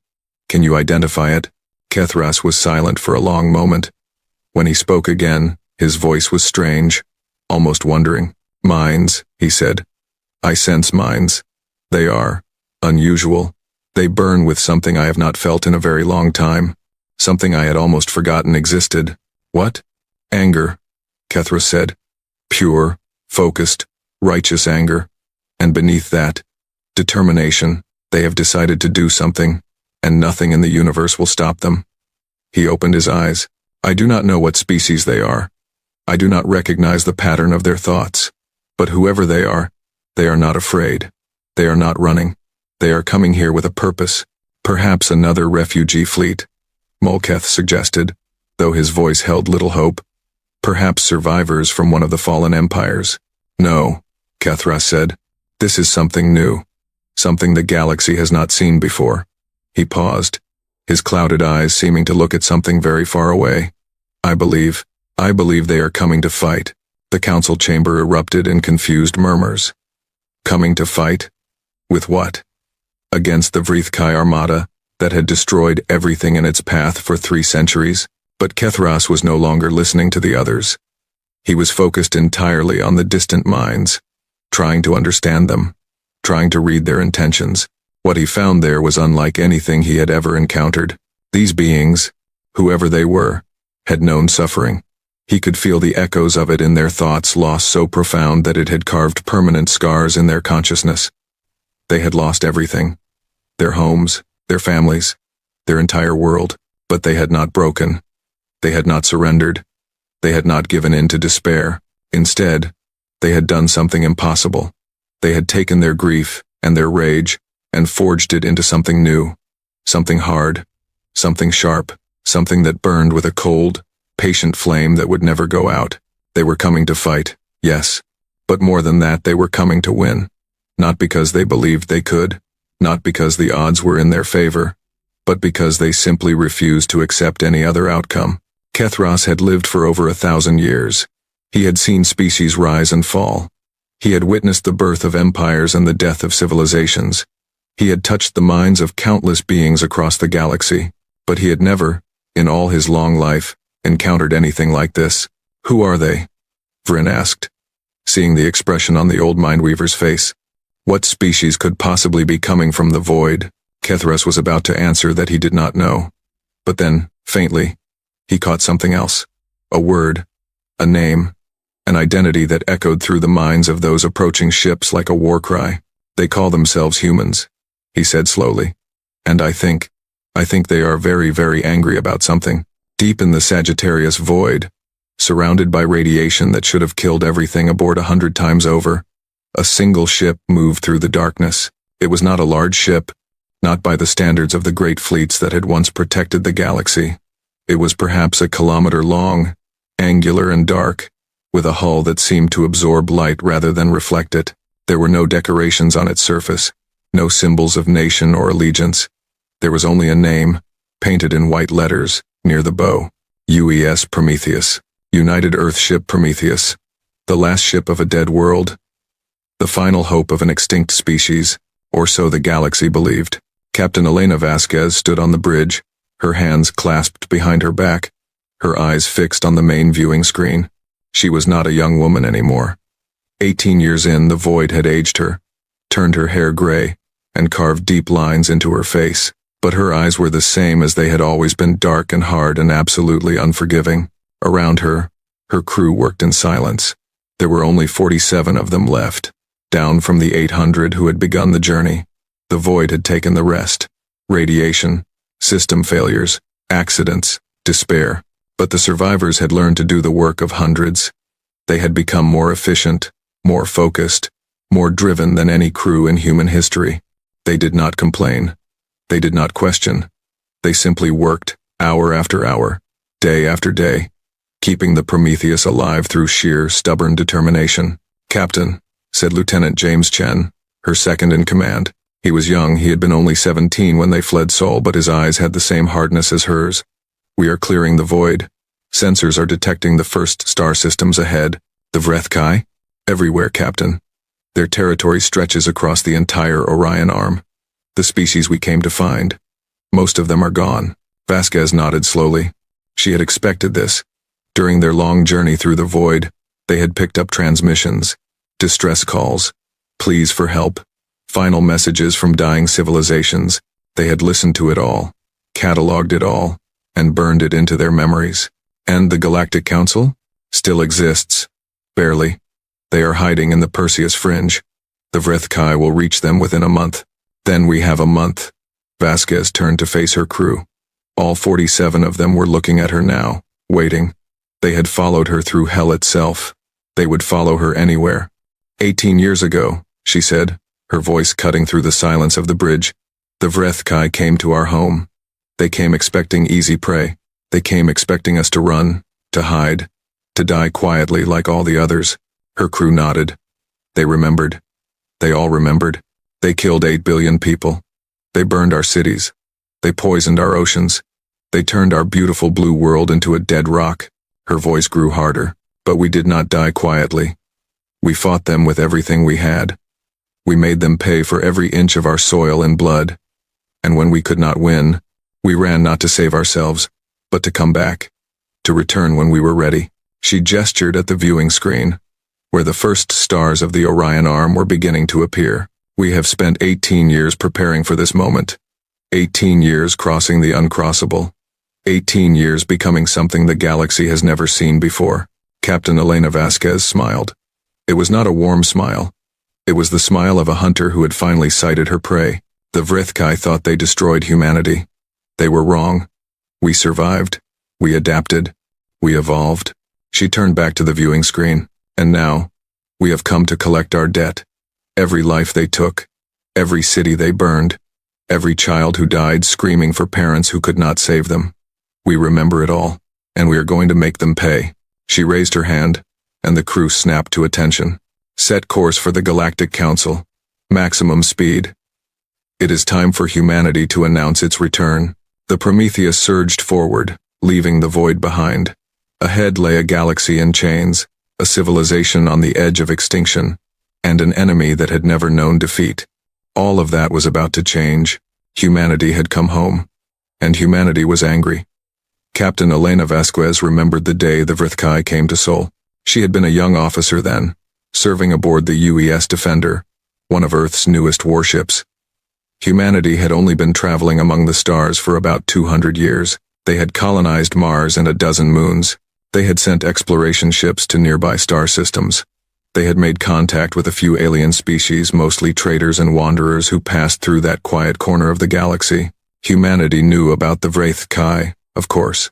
Everyone knew about the Vrithkai. But Earth was far from the front lines of that distant war. The Galactic Council was handling it. The great empires of the Orion Arm would stop the threat long before it reached such a remote system. That was what everyone believed. They were wrong. The Vrithkai arrived without warning. One moment, the space around Earth was empty and peaceful. The next moment, 1,000 black ships appeared, their dark hulls blocking out the stars like a spreading stain of shadow.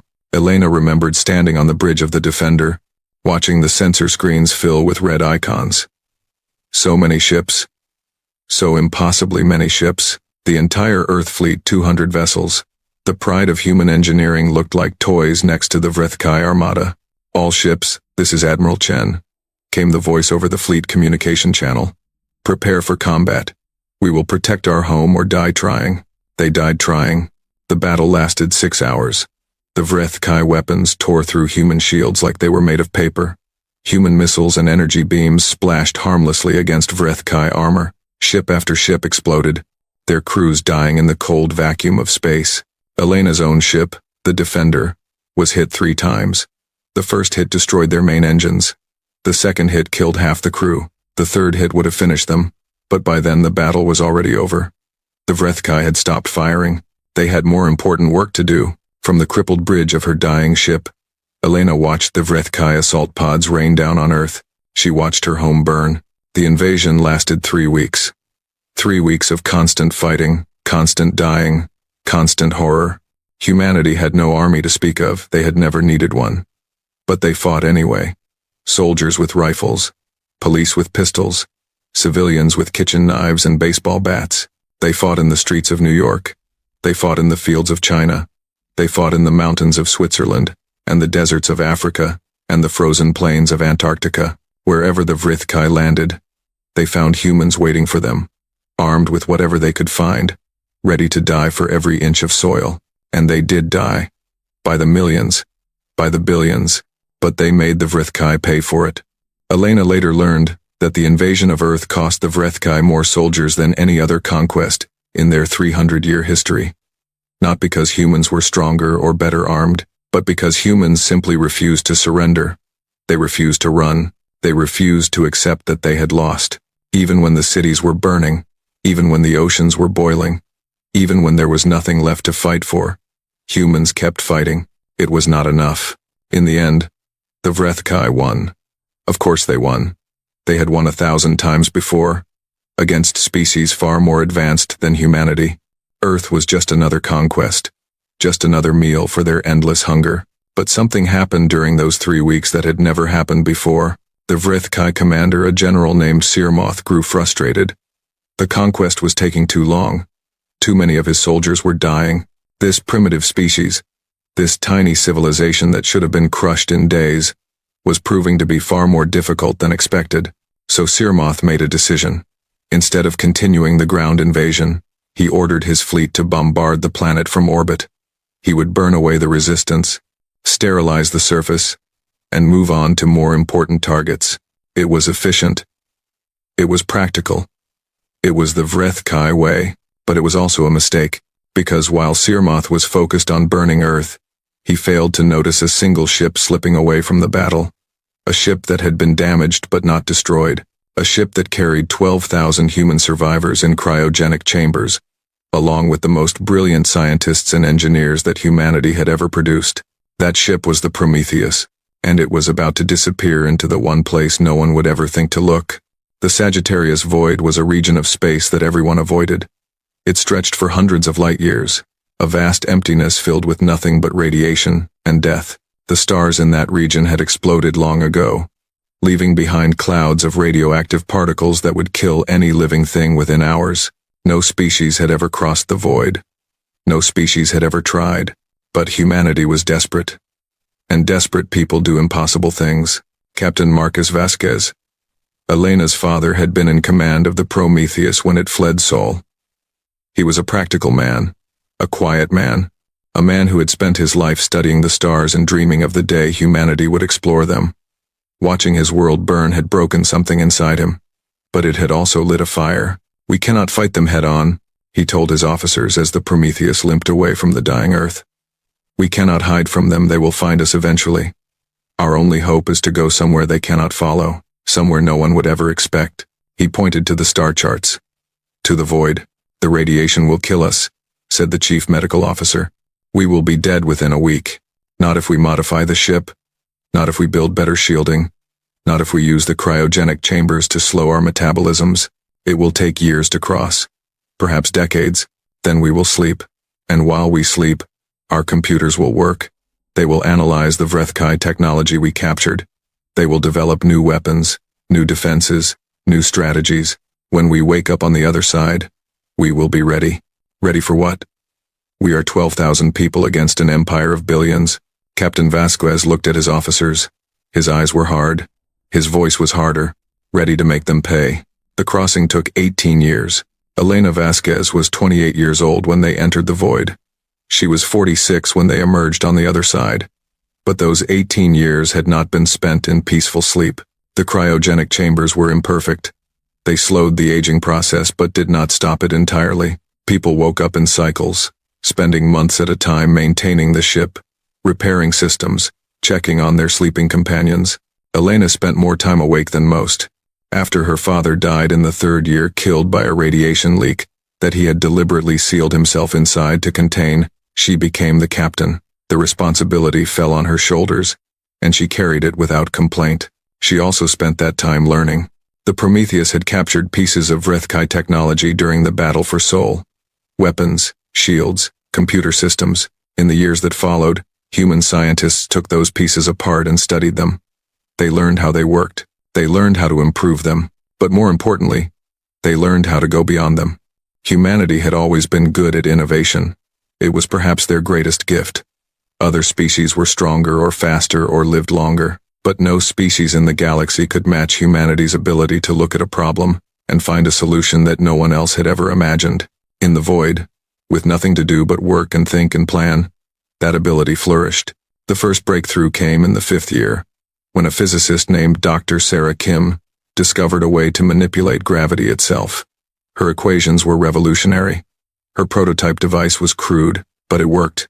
Suddenly, the Prometheus could accelerate without feeling the force.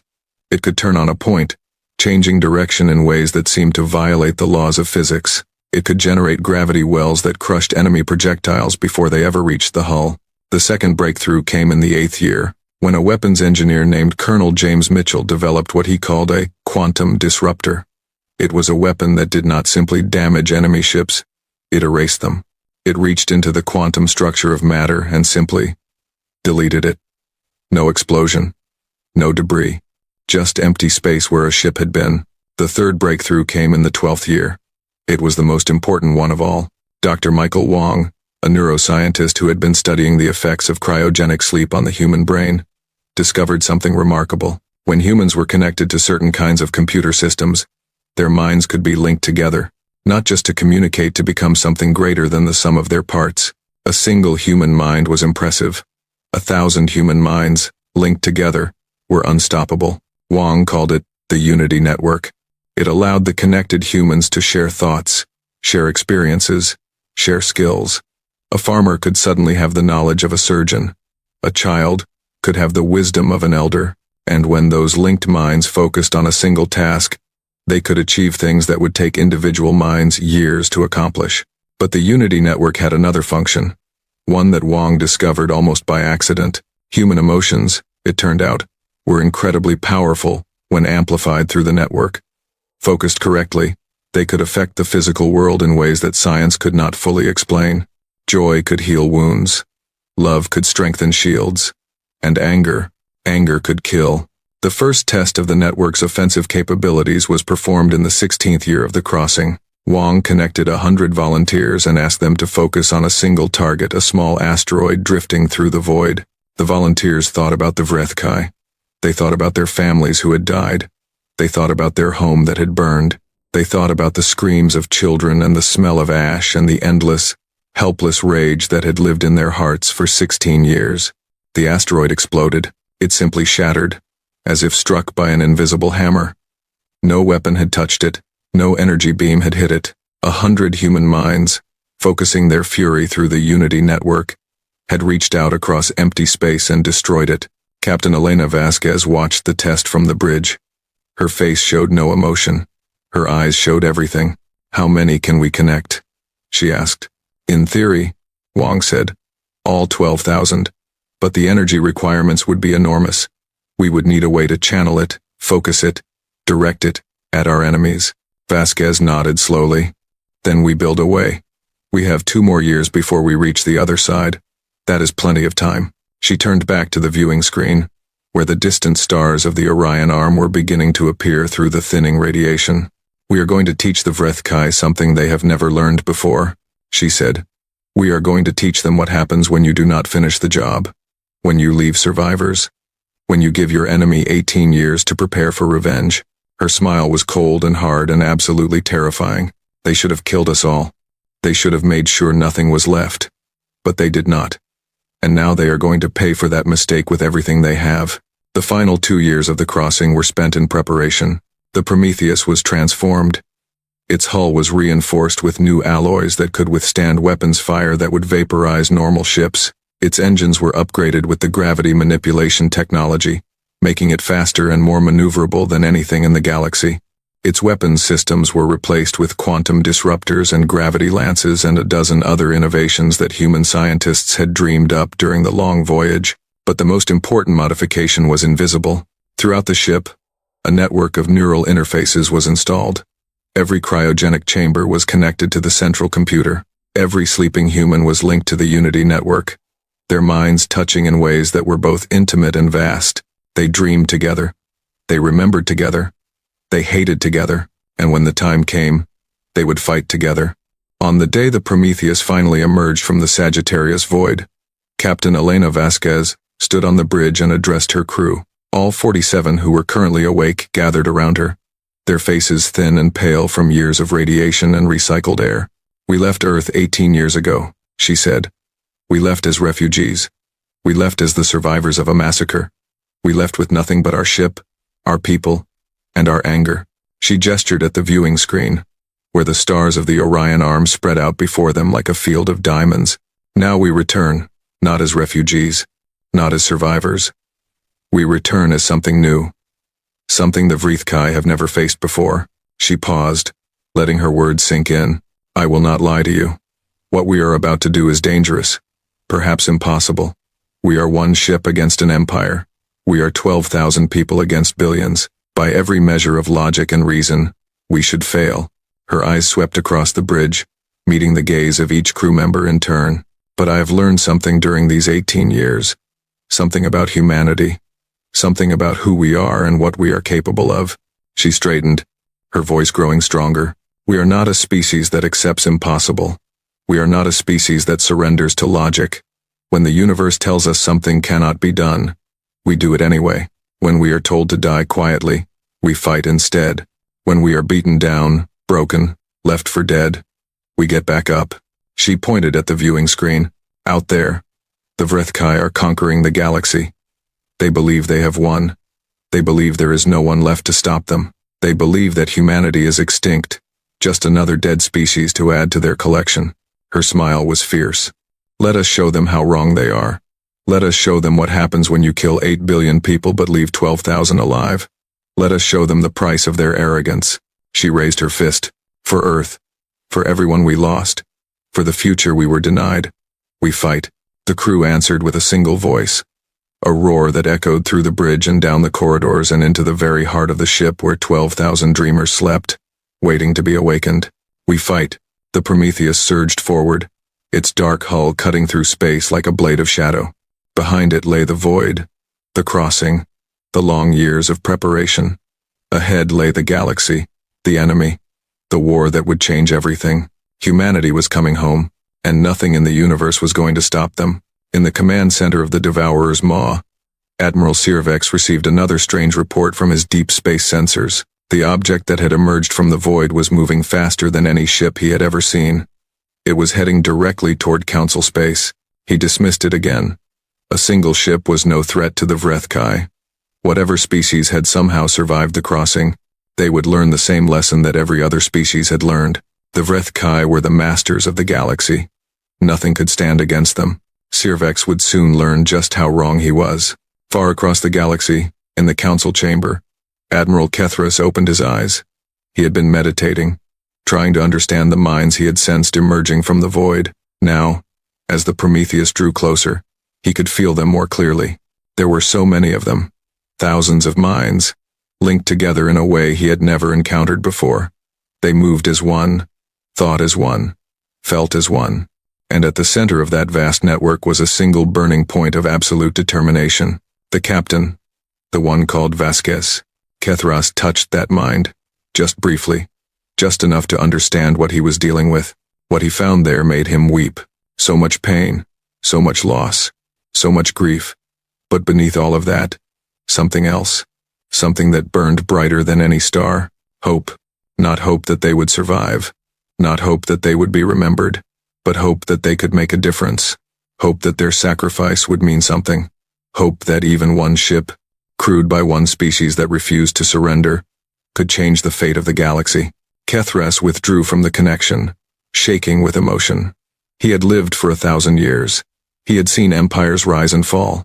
He had witnessed the death of civilizations and the birth of new species. But he had never, in all his long life, encountered anything like humanity. They are coming, he whispered to the empty chamber. The humans are coming, and they are going to burn the Vrethkai to ash. He believed it. Against all logic, against all reason, against everything he knew about the universe and how it worked, he believed it, because he had touched their minds. He had felt their fire, and he knew, with absolute certainty, that a species like that could not be stopped. The transmission arrived at the Galactic Council headquarters without warning. It came on frequencies that had not been used in centuries. Ancient, primitive frequencies that most species had abandoned long ago in favor of faster and more secure methods of communication. The message was simple, direct, and completely unexpected. This is Captain Elena Vasquez of the United Earth ship Prometheus. We are the survivors of Sol. We know what the Vrethkai are. We know what they have done. And we are coming to help. High Arbiter Molketh stared at the communication screen in disbelief. Around him, the council chamber had fallen completely silent. Representatives from 47 species, all that remained of what had once been 1,000, sat frozen in their seats, unable to process what they had just heard. Humans, Molketh finally said. His crystalline body flickered with confusion. The humans were exterminated 18 cycles ago. Our records are very clear. The Vrethkai destroyed their homeworld completely. There were no survivors. Your records show that they lost their world, said Ambassador Vryn of the Korvath, her scales rippling with sudden interest. That is not the same as losing their species. We have all seen this before. Refugee ships escaping during an invasion, colony vessels hiding in the darkness between stars, but the humans had no colony vessels. Molketh protested. They were a young species. They had barely begun to explore their own solar system. Where could survivors have hidden for 18 years? The void, said Admiral Kethras. His voice was quiet, but it carried across the chamber with the weight of absolute certainty. They crossed the Sagittarius void. The chamber erupted in disbelieving murmurs. The void? Impossible. The radiation levels alone would have killed any crew within days. The distance would have taken years to cross, even at maximum speed. No species had ever attempted it. No species had ever been desperate enough to try. But then again, no species had ever been humanity. I have touched their minds, Kethras continued. I have felt what they have been through. 18 years in that hell, surviving on nothing but determination and rage. They should be dead, by every law of nature and probability. They should be dead. He paused, his ancient eyes sweeping across the chamber. But they are not dead. They are very much alive. And they are coming here. One ship, Molketh said dismissively. Even if this transmission is genuine, what can one ship do against the Vrethkai? They have 10,000 vessels. They have consumed the resources of 100 worlds. One ship cannot make any difference. I would not be so certain, Kethras replied. The minds I touched were unlike anything I have encountered before. They are connected to each other in ways I cannot fully understand. They share thoughts, memories, emotions, and beneath all of that, there is something else, something powerful. What? I do not know how to describe it. It is like fire, a fire that cannot be extinguished, a fire that has been burning for 18 years, fed by grief and anger and an absolute refusal to accept defeat. Kethras shook his head slowly. I have never felt anything like it. I do not think anyone has. The chamber fell silent again. The representatives looked at each other, uncertainty written on their various faces. For 3 centuries, they had been running, fighting, losing. The Vrethkai had seemed unstoppable, an inevitable force of nature that would eventually consume everything. And now, from the one place in the galaxy that no one had expected, help was coming. Even if these humans are as powerful as you say, Molketh said carefully, they are still just one ship. The Vrethkai advance fleet will reach us in less than a month. That fleet contains over 500 warships, 500 against 1. The mathematics are clear. Mathematics, Kethras said softly. Yes, the mathematics are very clear. And yet, he trailed off, his clouded eyes distant. Yet what? Vryn asked. When I touched the captain's mind, the one called Vasquez, I saw something. A memory. A moment from the invasion of their world. He closed his eyes, recalling what he had witnessed. The Vrethkai had landed in one of their cities. A large city, millions of inhabitants. The human military was destroyed. There were no weapons left, no soldiers, no hope of rescue. The Vrethkai commander expected the population to surrender, to accept their fate, to die quietly, as so many other species had died before them. He opened his eyes. Instead, the humans attacked. Civilians, elders, children. They attacked with whatever they could find. Rocks, sticks, their bare hands. They knew they could not win. They knew they were going to die. But they fought anyway, because they refused to give the Vrethkai the satisfaction of an easy victory. Kethras looked around the chamber. The Vrethkai killed them all, of course. But it took them 3 days to pacify that single city. 3 days, against unarmed civilians. And when the commander reported back to his superiors, do you know what he said? The representatives shook their heads. He said that he had never, in his entire career, encountered anything like humanity. He said that they were the most stubborn, the most irrational, the most absolutely infuriating species he had ever fought. He recommended that the Vrethkai never leave survivors when facing humans, because survivors would always come back to fight again. Kethras smiled, a thin and humorless expression. That commander's recommendation was ignored. The Vrethkai were arrogant. They believed that no survivors could possibly threaten them. And now, 18 years later, one ship full of survivors is coming to prove them wrong. He rose from his seat, his ancient bones creaking with the effort. I do not know if the humans can win. I do not know if one ship can make any difference against the Vrethkai armada. But I know this. If any species in this galaxy could accomplish the impossible, it would be them, and I, for one, intend to give them every chance. The chamber remained silent for a long moment. Then, slowly, Ambassador Vryn rose to her feet. The Korvath will support the humans, she said. Whatever resources we have left, we will share with them. One by one, other representatives stood. The Thessari, the Mindweavers, a dozen other species who had been pushed to the edge of extinction. Finally, reluctantly, Molketh nodded. Very well. The Council will welcome these humans. We will provide what assistance we can. He paused, his crystalline body flickering with uncertainty. But I hope you are right about them, Admiral. If you are not, this will be the final mistake we ever make. 2 days later, the Prometheus arrived. It dropped out of hyperspace at the edge of Council territory, appearing so suddenly that the defense stations almost opened fire before they recognized the human identification codes. The ship that emerged was unlike anything the Council had ever seen. It was dark, not just painted black, but somehow actively absorbing light, as if it were made of solidified shadow. Its hull was covered in strange angles and surfaces that seemed to shift when you looked at them directly. There were no visible weapons ports, no sensor arrays, no communication dishes. It looked less like a warship and more like a predator, a deep-sea creature rising from the darkness of some forgotten ocean. The Council sent a welcoming delegation to meet the human captain. They chose their most experienced diplomats, their most skilled communicators, their most impressive representatives. They wanted to show the humans that the Council was still a force to be reckoned with, even after centuries of defeat. But when Captain Elena Vasquez stepped off the Prometheus and onto the Council station, all of their careful preparations fell apart. She was not what they expected. The Council representatives had studied human biology. They knew that humans were relatively small, relatively weak, relatively short-lived. They expected someone fragile, someone who would be awed by the advanced species of the Council, someone who would need guidance and protection. What they got was a woman who looked like she had been forged in a furnace. Vasquez was not tall, but she carried herself as if she were. Her gray hair was cut short, practical. Her face was lined with years of stress and radiation exposure. Her eyes were dark and hard and absolutely uncompromising. She wore a simple uniform, faded and worn, with no decorations or medals, only a small patch on her shoulder showing a blue and green sphere. Earth. She walked with the easy confidence of someone who had faced death so many times that it no longer held any fear.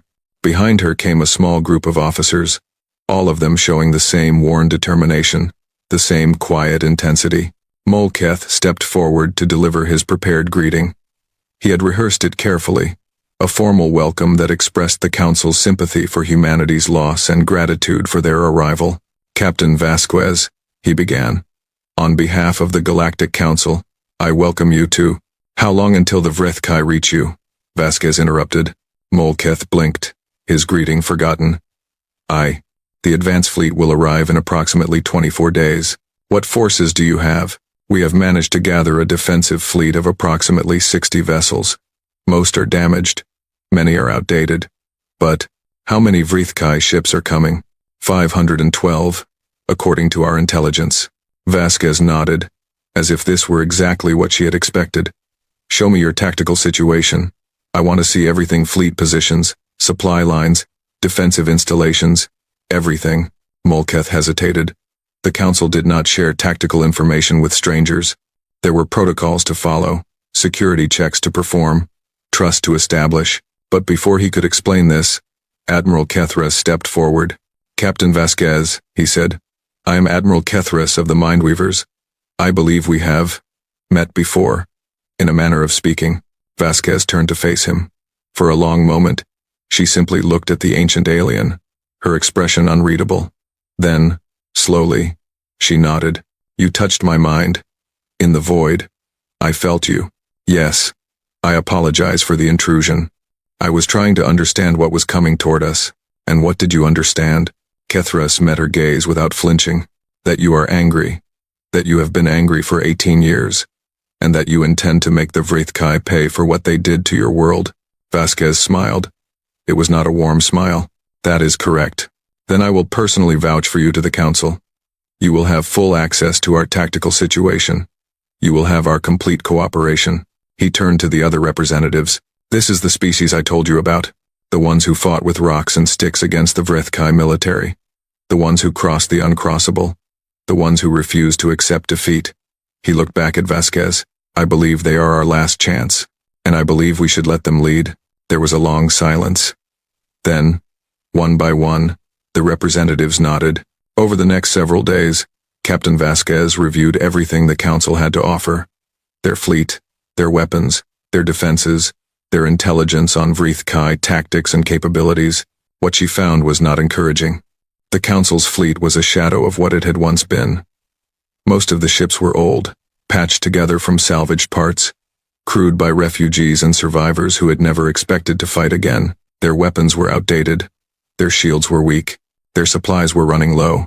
Against the Vrithkai advance fleet, they would last perhaps an hour, but Vasquez did not show any disappointment.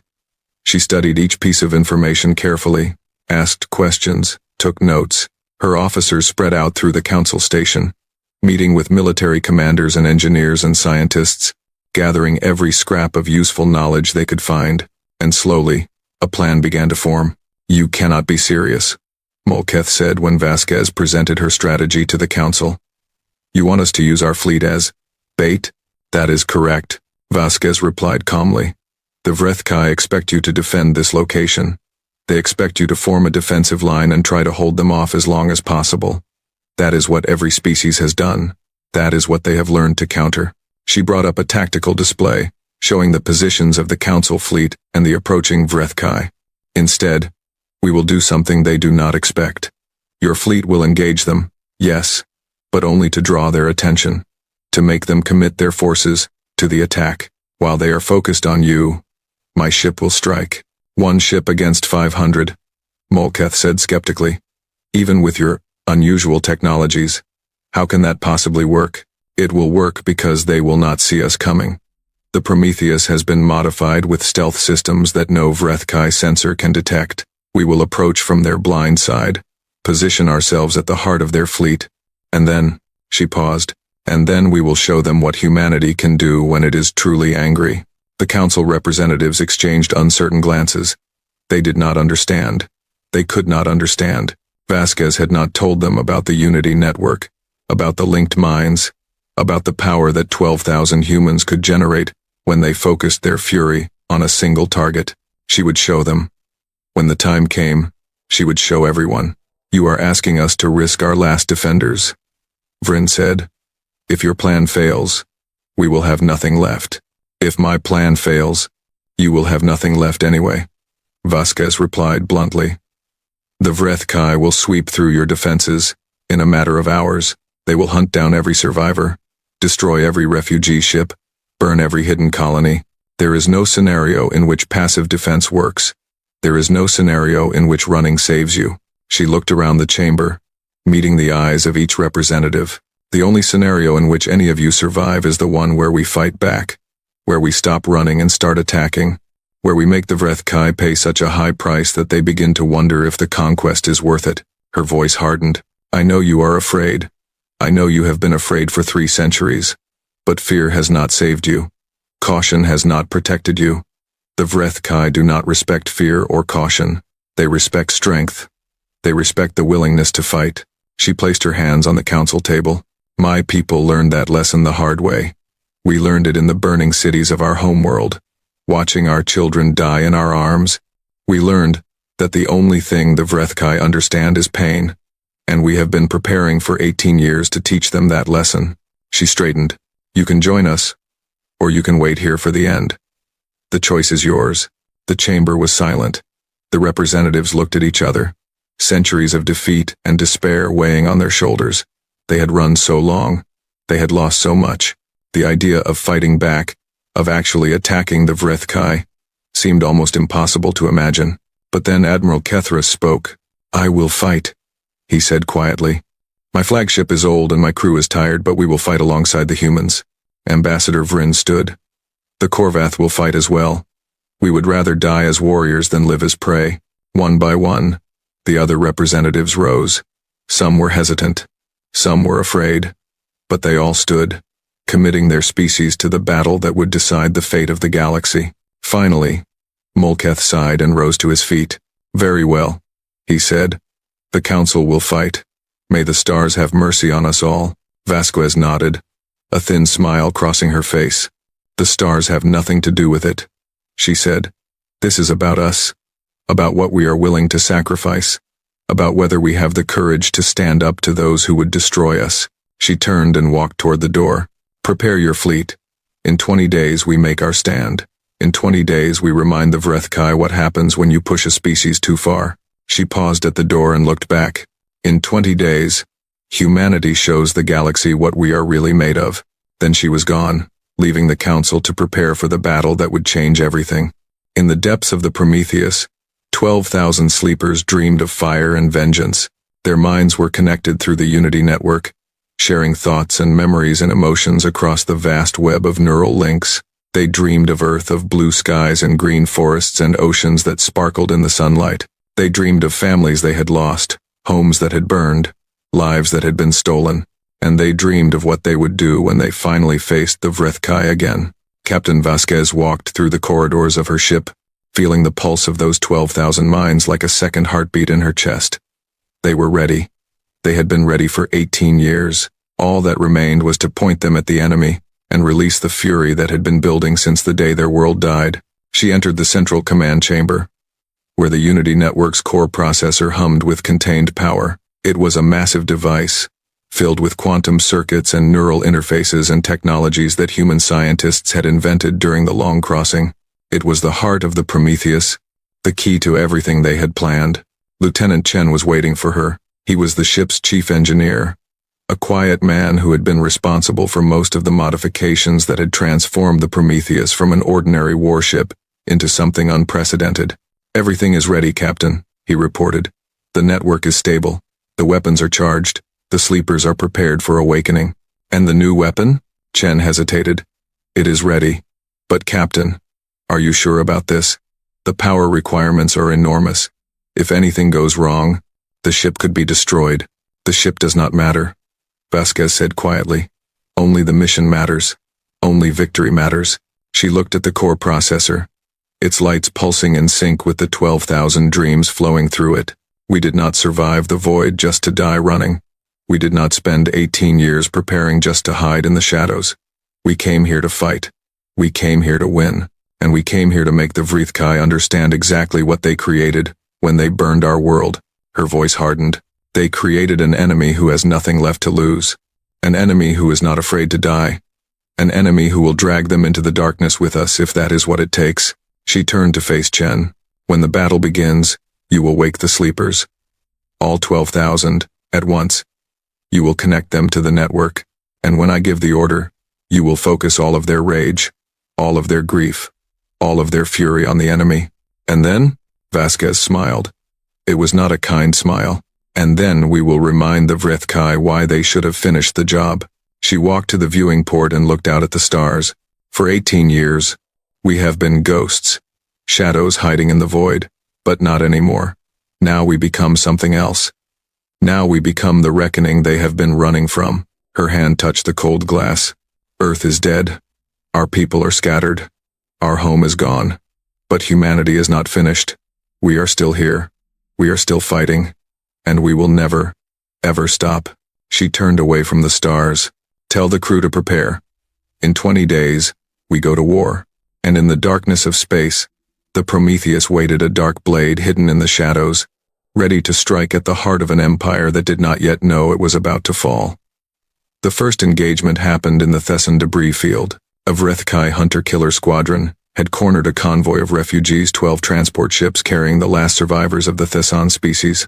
40,000 civilians, elders, children, families who had fled their homeworld when the Vrethkai came and had been running ever since. Now they had nowhere left to run. Squadron Commander Vrethnar watched the convoy from his bridge with cold satisfaction. The Thessari were a weak species. They had offered no real resistance when the Vrethkai invaded their system. They had simply run, scattering like frightened animals, hiding in the shadows of the galaxy. But there were no shadows deep enough to hide from the Vrethkai. There never were. "All ships," Vrethnar ordered. "Begin the hunt. Make it slow. I want them to know what happens to those who flee from us." His 12 frigates spread out, forming a net around the convoy. The transport ships had no weapons, no shields worth mentioning, no chance of escape. This would not be a battle. It would be an execution. The lead frigate opened fire. A beam of superheated plasma lanced out toward the nearest transport ship, ready to burn through its thin hull, and something appeared between the frigate and its target. There was no hyperspace signature, no energy buildup, no warning of any kind. One moment, empty space. The next moment, a ship. It was dark. Darker than the space around it, as if it were a hole in the fabric of reality. Its angles were strange. Its surface seemed to shift and move, and it was already firing. Vrethnar had a single second to process what he was seeing, a single second to realize that something was wrong. a single second to wonder where this impossible ship had come from. Then his frigate exploded. The weapon that destroyed it was unlike anything the Vrethkai had ever encountered. It was not a plasma beam or a missile or a kinetic projectile. It was something else. A pulse of distorted space that crumpled the frigate's hull like paper, crushing it inward until there was nothing left but a small sphere of compressed metal. The second frigate died before its crew could react. Then the third, then the fourth. The dark ship moved through the squadron like a predator through a herd of prey.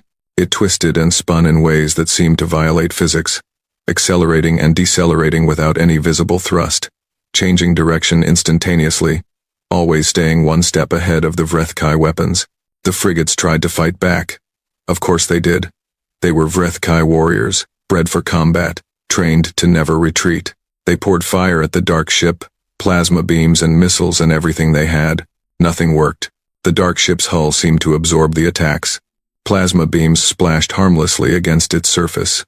Missiles detonated before they could reach it, caught in invisible gravity wells and crushed to nothing. The Vrethkai weapons might as well have been throwing rocks. In 4 minutes, it was over. 12 frigates. Destroyed. Not damaged, not disabled, destroyed, completely and utterly. Reduced to clouds of debris and floating bodies, the dark ship hung motionless in the center of the wreckage, its strange hull glittering with captured starlight. Then, on every frequency, a message played. "This is Captain Elena Vasquez of the United Earthship Prometheus. We are the survivors of Sol. We remember what you took from us. Now learn what it costs." The message repeated 3 times. Then the dark ship vanished, disappearing as suddenly as it had appeared, leaving behind nothing but destruction and a single, terrifying word: Prometheus. The convoy of refugees sat in stunned silence. 40,000 Thessari, who had been seconds away from death, were suddenly and inexplicably alive. The children were crying. The elders were praying. And somewhere, in the depths of the lead transport ship, a young Thessari named Volketh was recording everything he had just witnessed. The message he sent to the council would change everything. Admiral Sirvex received the report 6 hours later. He read it 3 times, convinced that there must be some mistake. A single ship had destroyed an entire squadron. In 4 minutes? Without taking any damage? Impossible. It had to be a sensor malfunction, or a misunderstanding, or some kind of trick. The Vrethkai had never lost an engagement like this. In 3 centuries of conquest, no species had ever been able to match them ship for ship, but the debris field was real. The wreckage was real. 12 frigates and their crews were really, truly dead. "Find this ship." Sirvex ordered his intelligence officers. "I want to know where it came from, what species built it, and how we can destroy it." The intelligence officers tried. They really did. They searched the databases for any record of a species called humanity, or a world called Sol. They analyzed the weapon signatures, trying to match them to known technologies. They studied the debris, looking for clues about how the attack had been carried out. They found nothing useful. The humans were listed in the old records as a recently destroyed species. Their world had been burned 18 years ago. There had been no survivors. The invasion commander had been absolutely certain of that. Except, clearly, he had been wrong. Over the following days, more reports came in. The dark ship, the Prometheus, was everywhere. It struck without warning, appeared from nowhere, and vanished before anyone could respond. A supply convoy at Korvath Station. Destroyed. A shipyard at the edge of Vrithkai territory. Destroyed. A communications relay that had been monitoring council movements. Destroyed. An assassination of 3 sector commanders. Killed in their own flagships. Their crews found dead at their stations with no visible wounds. Every attack was the same. Fast, brutal, and absolutely devastating. The Prometheus never stayed to fight a prolonged battle. It appeared, killed, and vanished, leaving behind only wreckage and that same message: remember Sol. Remember what you took from us. Now learn what it costs. The conquered species began to stir. Whispers spread through the labor camps and slave pits where billions of captives worked for the Vrithkai war machine. The humans were back. The humans were fighting, and for the first time in 3 centuries, the Vrithkai were losing. It was not just hope. It was something more dangerous than hope. It was the beginning of belief. In a mining colony on the edge of Vrithkai space, A group of Korvath slaves overpowered their guards and seized control of a weapons depot. When Vrethkai reinforcements arrived, they found the colony empty, the weapons gone, and a message painted on the wall in Korvath blood. For Sol. For Earth. For humanity. In a factory complex that produced warship components, the Sari workers sabotaged an entire production run. Thousands of power cores were shipped to the Vrethkai fleet, each one carrying a hidden defect that would cause it to fail at the worst possible moment. In a breeding facility where the Vrethkai grew soldiers from captured genetic material, a lone Selenari scientist introduced a mutation that would cause the next generation of warriors to age at 10 times the normal rate. They would grow quickly, yes, but they would also die quickly. Everywhere, resistance was rising. Small acts of sabotage, hidden messages of hope. The quiet refusal to surrender that had been crushed for so long was suddenly burning again, fed by the knowledge that somewhere out there, someone was fighting back. The Vrethkai tried to crush it. They always tried to crush it. They increased patrols, executed troublemakers, made examples of anyone who showed the slightest sign of defiance. But it was not enough. The fire was spreading, and every time they stamped it out in one place, it appeared in 2 more. And always, at the heart of it all, was the Prometheus. Captain Vasquez stood on the bridge of her ship, reviewing the reports from across Vrethkai territory. The uprisings, the sabotage, the growing resistance movement that was spreading like wildfire through the conquered species. She had not planned this. She had not expected it, but she understood it. For 3 centuries, the galaxy had lived in fear. The Vrethkai had seemed unstoppable, inevitable, an irresistible force that could not be challenged. Species had surrendered without fighting because they believed fighting was useless. They had accepted their fate because they saw no alternative. But now there was an alternative. One ship, one species that refused to surrender. One example of what was possible when you stopped running and started fighting. That was enough. That was all it took. A single spark, and the whole galaxy was ready to burn. Captain, Lieutenant Chen reported. We are receiving intelligence from our network. The Vrethkai are pulling their main fleet back from the front lines. They are consolidating their forces. Vasquez nodded. She had expected this too. The Vrethkai were not stupid. They knew that something had changed. They knew that they needed to respond with overwhelming force. How many ships? At least 4,000. Possibly more. They are gathering at a staging area near the Korvath system. 4,000 warships. Against her one. Any sane person would have seen those numbers and despaired. Any reasonable commander would have calculated the odds and realized that victory was impossible. But Captain Elena Vasquez was not feeling particularly sane or reasonable. Good, she said. Let them gather. Let them bring everything they have. She turned to face her crew. We have spent 18 years preparing for this moment. We have spent 18 years building something that the galaxy has never seen before. We have spent 18 years dreaming of revenge. Her voice hardened. Now it is time to stop dreaming and start doing. The Vrethkai want to crush us with numbers? Fine. Let them try. Let them throw their entire fleet at us. Let them commit everything they have to our destruction. She smiled, and there was nothing pleasant about it, because when they do, they will learn what we have become. They will learn that we are not just one ship with advanced weapons. We are 12,000 human minds, linked together, focused on a single purpose. We are the anger of 8 billion dead. We are the vengeance of a murdered world. She raised her hand. Wake the sleepers, all of them. Tell them the time has come. Deep in the Prometheus, 12,000 cryogenic pods began to hum with activity. Neural interfaces activated, connecting sleeping minds to the vast web of the Unity network. Dreams of fire and vengeance gave way to cold, determined wakefulness. They were not soldiers, most of them. Before the fall of Earth, they had been farmers and teachers and artists and engineers. They had been parents and children and friends and lovers. They had been ordinary people, living ordinary lives, dreaming ordinary dreams. But the Vrethkai had taken all of that away.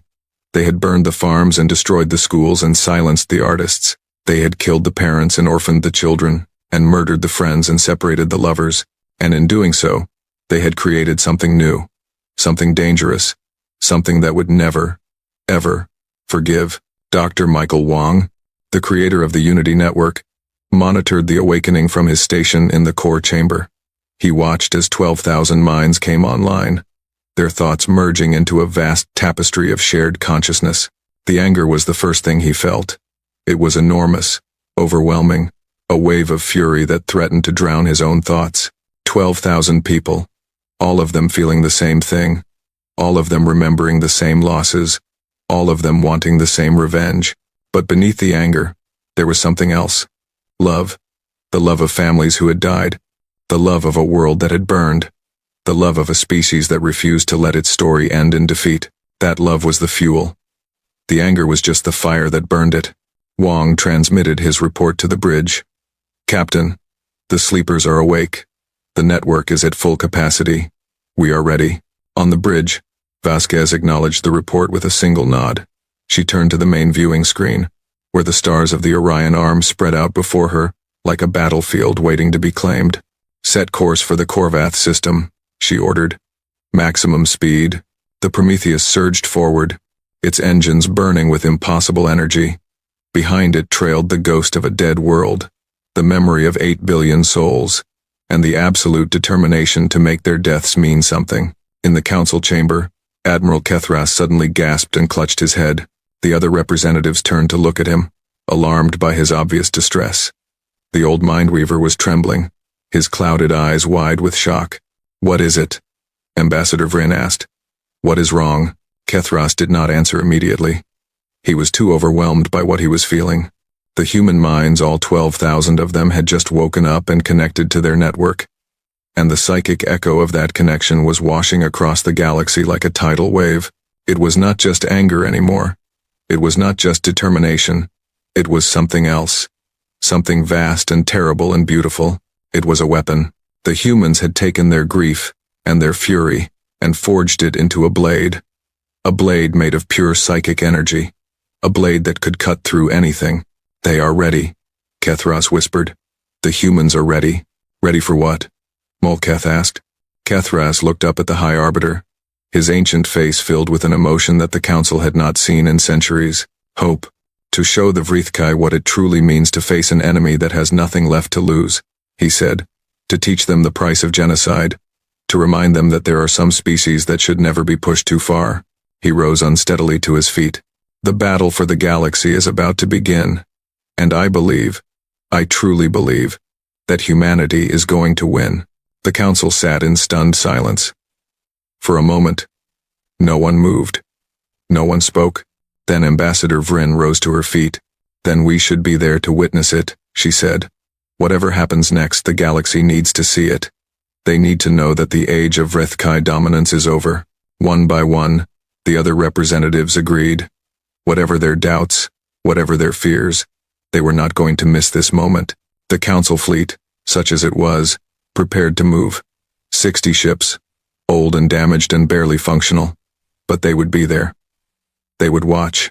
And if the humans were right, if they really could do what they promised, then the council would be there to pick up the pieces of a shattered empire. Across the galaxy, in labor camps and slave pits and hidden refugee ships, billions of captive souls looked up at the stars and waited. They had heard the whispers.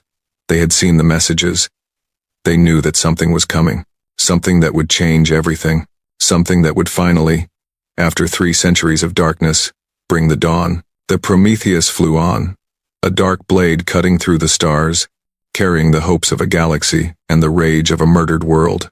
And at its heart, 12,000 human minds burned with a single, unified thought. The Vrithkai were going to pay, for Earth, for soul, for every life they had taken. The reckoning was coming, and nothing in the universe was going to stop it. Admiral Sirvex had assembled the greatest fleet in Vrithkai history. 4,000 warships hung in formation around the Korvath staging area, their dark hulls blotting out the stars. Dreadnoughts the size of small moons, carriers packed with thousands of fighters, destroyers and frigates and assault ships, bristling with weapons that had burned 100 worlds, and at the center of the formation, 12 planet killers. The most powerful weapons the Vrithkai possessed, each one capable of cracking a world like an egg, burning away its atmosphere, turning its surface to glass. These were the ships that had ended civilizations. These were the weapons that had made the Vrithkai masters of the galaxy. Sirvex stood on the bridge of his flagship, the Devourer's Maw, and surveyed his armada with cold satisfaction. Whatever this human ship was, whatever technology it possessed, it could not stand against this kind of power. Nothing could. "Admiral," his sensor officer reported, "we are detecting the human vessel. It has just dropped out of hyperspace at the edge of the system." "Just one ship?" Sirvex asked. "Yes, Admiral, just one ship. It appears to be holding position, not approaching." Sirvex smiled. A thin, cruel smile. "They have come to surrender," he said. "They have seen our fleet, and realized that their little campaign is over. They have come to beg for mercy." He turned to his communications officer. "Open a channel. I want to speak to these humans before I destroy them." The connection took only moments to establish. The main viewing screen flickered, and then Captain Elena Vasquez appeared. She was standing on her bridge, surrounded by her small crew. Her gray hair was pulled back. Her face was calm. Her dark eyes looked directly at Sirvex without any trace of fear. "I am Admiral Sirvex of the Vrethkai Armada," Sirvex said. "You are the human who has been causing trouble in my territory." "I am Captain Elena Vasquez of the United Earthship Prometheus," she replied. "And you are one of the species that burned my world.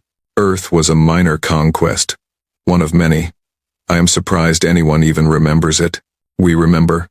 Vasquez's voice was quiet, but it carried a weight that made Sirvex hesitate. "We remember everything.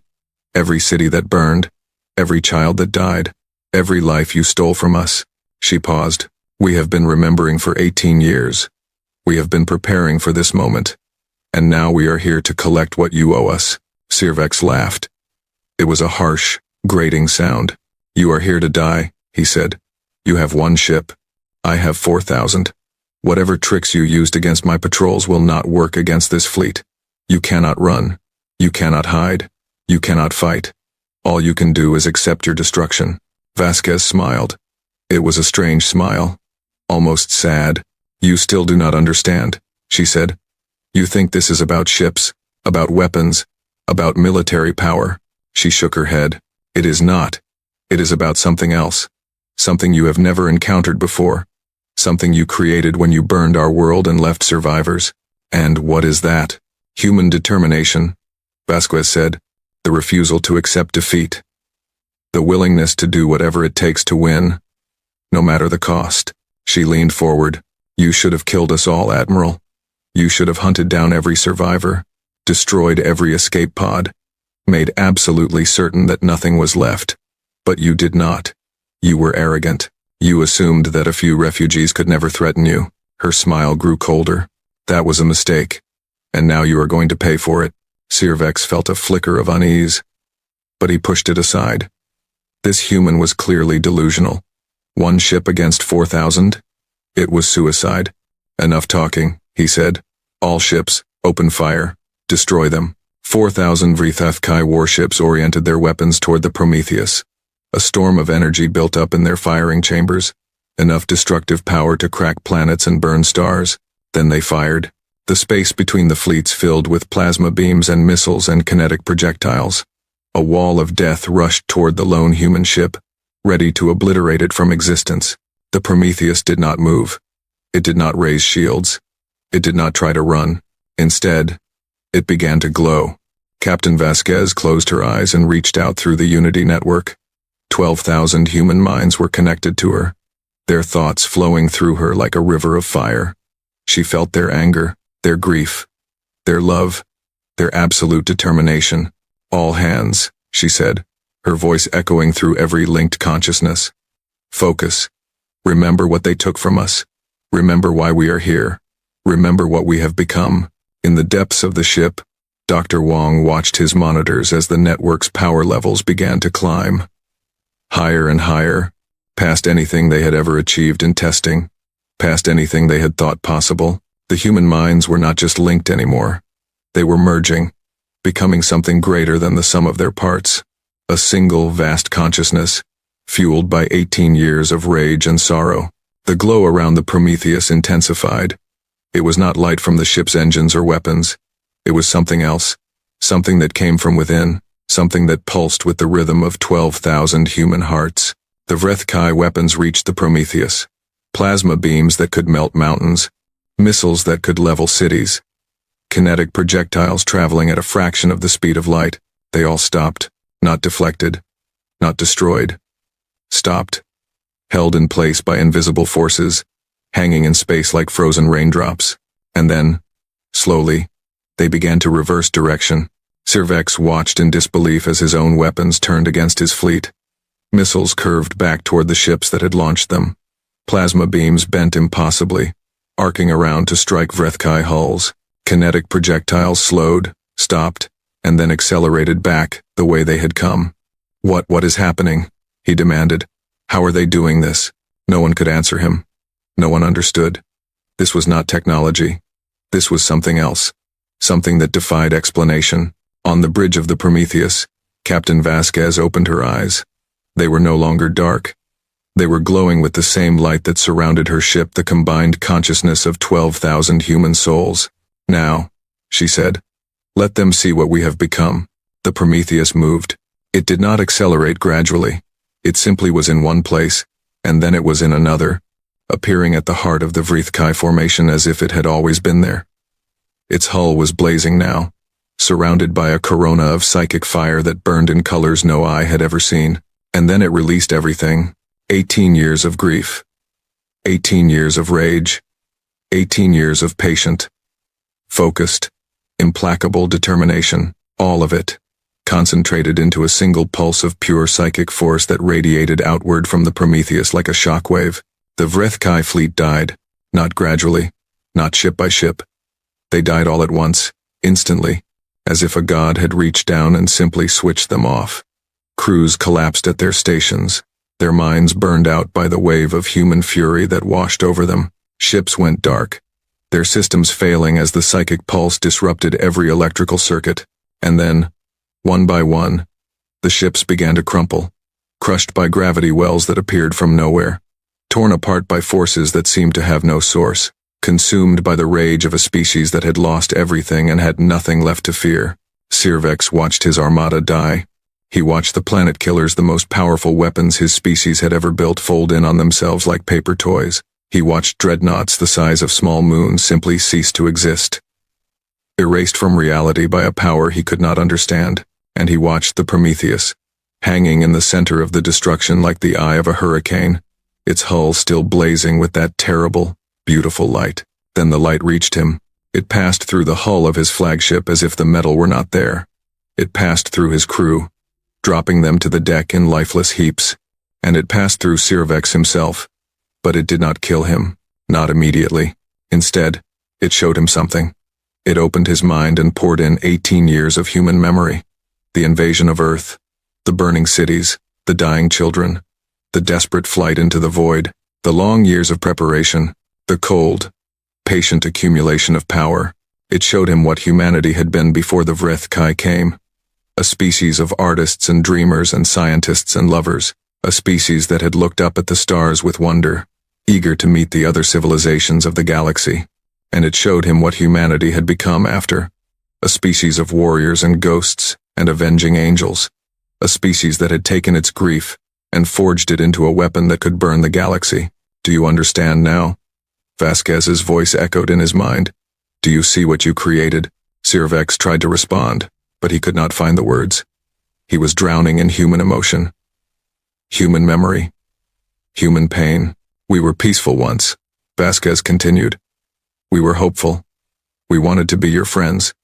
We wanted to learn from you, to share with you, to build something beautiful together. The memories shifted. Fire and screams and the sound of children crying for parents who could not save them. But you did not want peace.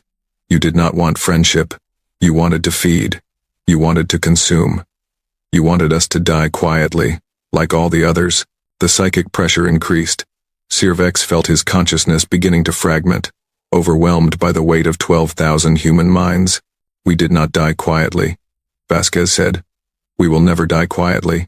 And we will never forgive. We will never forget. We will never stop.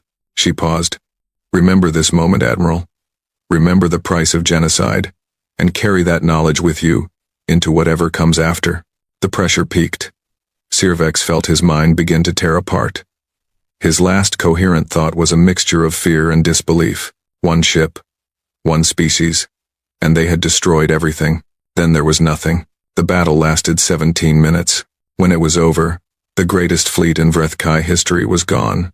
4,000 warships reduced to drifting wreckage. Millions of Vrethkai warriors dead. The planet killers, the symbols of Vrethkai supremacy, were nothing but expanding clouds of debris, and at the center of the destruction, the Prometheus hung motionless. Its glow was fading now, the psychic fire dying down as 12,000 exhausted minds released their connection. On the bridge, Captain Elena Vasquez collapsed into her command chair. She was drained. Completely, utterly drained. The effort of channeling all that power, all that emotion, had taken everything she had, but she was smiling. Lieutenant Chen approached her carefully. "Captain, are you all right?" "I am fine," Vasquez said weakly. "I am just tired." She looked at the viewing screen, where the remnants of the Vrethkai fleet drifted in silent testimony to what had happened. "Is it over?" "The fleet is destroyed, Captain. There are no survivors." Vasquez nodded slowly. "And the council? Did they see?" "They saw everything. They are transmitting the recordings across the galaxy." "Good." Vasquez closed her eyes. "Let them see. Let everyone see. Let them know that the age of Vrethkai dominance is over." She took a deep breath. "And let them know that humanity is here. That we survived. That we will protect anyone who needs protecting. And the Vrethkai homeworld? Their remaining forces." Vasquez was silent for a long moment. When she spoke again, her voice was quiet. "We will offer them a choice. Surrender and face justice for their crimes, or continue fighting and face destruction." She opened her eyes. "We are not them. We will not become them. We came here for vengeance, yes. But we did not come here to commit genocide. We came here to end a war, not to start an eternal one." She straightened in her chair. "Contact the remaining Vrethkai forces. Tell them what happened here. Tell them that they can still choose peace. But make sure they understand if they choose war, we will give them war. And they have seen what that means." The message went out across the galaxy. The recordings of the battle followed, and everywhere, on every world, in every labor camp and refugee ship and hidden colony, people watched in stunned silence as a single human ship destroyed the fleet that had terrorized the galaxy for 3 centuries. Then, the celebrations began. On Thessan refugee ships, families who had lived in fear for generations wept with joy. In Korvath labor camps, prisoners overwhelmed their guards and raised makeshift flags of liberation. On the council station, representatives from 47 species embraced each other and laughed and cried and gave thanks to whatever powers they believed in. And everywhere, one word was spoken again and again, like a prayer, like a promise, like a new name for hope itself. Humanity. The humans had come. The humans had fought. And the humans had won. 5 years later, the Galactic Council welcomed its newest member species. The ceremony was held in the Great Chamber, which had been rebuilt and expanded to accommodate the growing number of representatives. Species that had been on the edge of extinction were now thriving again. Worlds that had been conquered were free. The Vrethkai Empire had collapsed, its remaining population scattered and broken, many of them facing justice for the crimes of their ancestors. Captain Elena Vasquez, now Ambassador Vasquez, stood before the assembled representatives. Behind her, through the great windows of the chamber, the Prometheus hung in space. It was a museum ship now, a monument to what desperation and determination could achieve. And playing in the observation deck, laughing at the stars, were the first generation of children born after the war. "We did not come here to conquer," Vasquez said, her voice carrying across the silent chamber. "We did not come here to rule. We came here because home is wherever people need protecting. And we came here because we refuse to let what happened to us happen to anyone else." She looked around at the representatives, Selenari, and Korvath, and Thessari, and Mindweavers, species she had never heard of before the war, but who she now counted as friends. The galaxy has seen enough destruction, enough conquest, enough empires built on the bones of the innocent. It is time for something new, time for a community of equals, where every species has a voice and every world is safe. She smiled. It was a genuine smile now. No longer the cold, hard expression she had worn during the war. Humanity is proud to join this community. We will contribute what we can. We will protect those who need protection. We will stand with you against any threat. Her smile faded slightly, replaced by something more serious. But let me be clear about one thing. We have learned something about ourselves during the past 2 decades. Something important. She looked directly at the recording devices that were broadcasting her words across the galaxy. We prefer peace. We really do. We want to explore, to discover, to create, to build friendships across the stars. We want our children to grow up in a galaxy where war is a distant memory. Her voice hardened. But if anyone threatens that peace, if anyone tries to do to others what the Vrethkai did to us, they will find us waiting. They will find 12,000 human minds, linked together, ready to fight. They will find a species that has already lost everything once, and is not afraid to lose everything again. She raised her hand, and the chamber fell absolutely silent. We are humanity. We are kind. We are creative. We make wonderful friends and terrible enemies. We have long memories and absolutely no patience for tyrants. Her smile returned, but there was steel behind it, and we will be here. We will always be here. Watching, waiting, ready. The chamber erupted in applause. Representatives rose to their feet, cheering for the species that had saved them all. The sound echoed through the station and out into the void, a celebration of survival and hope and the future that lay ahead. Ambassador Vasquez stood at the center of it all, accepting the gratitude with grace and humility. But in her heart, she was somewhere else. She was standing on the bridge of the Prometheus, looking out at the stars. She was holding her father's hand as he died from radiation poisoning. She was watching Earth burn from the window of a crippled ship. She was remembering. 8 billion people had died so that she could stand here today. 8 billion lives, snuffed out by Vrethkai cruelty. She would never forget them. She would never let the galaxy forget them. But she could honor them, by building a better future, by protecting the innocent, by making sure that no species ever had to go through what humanity had gone through. That was the real victory. Not the destruction of the Vrethkai fleet, not the liberation of the conquered worlds, but this, a chamber full of representatives from across the galaxy, working together to build something new, something worth protecting. Ambassador Vasquez looked up at the stars and smiled. "We made it, Dad," she whispered. "We kept our promise. We survived. We made a difference. Somewhere," she hoped, he was listening. And in the observation deck, the children continued to play, laughing at the stars, dreaming of the adventures that awaited them in a galaxy that was finally, at long last, at peace.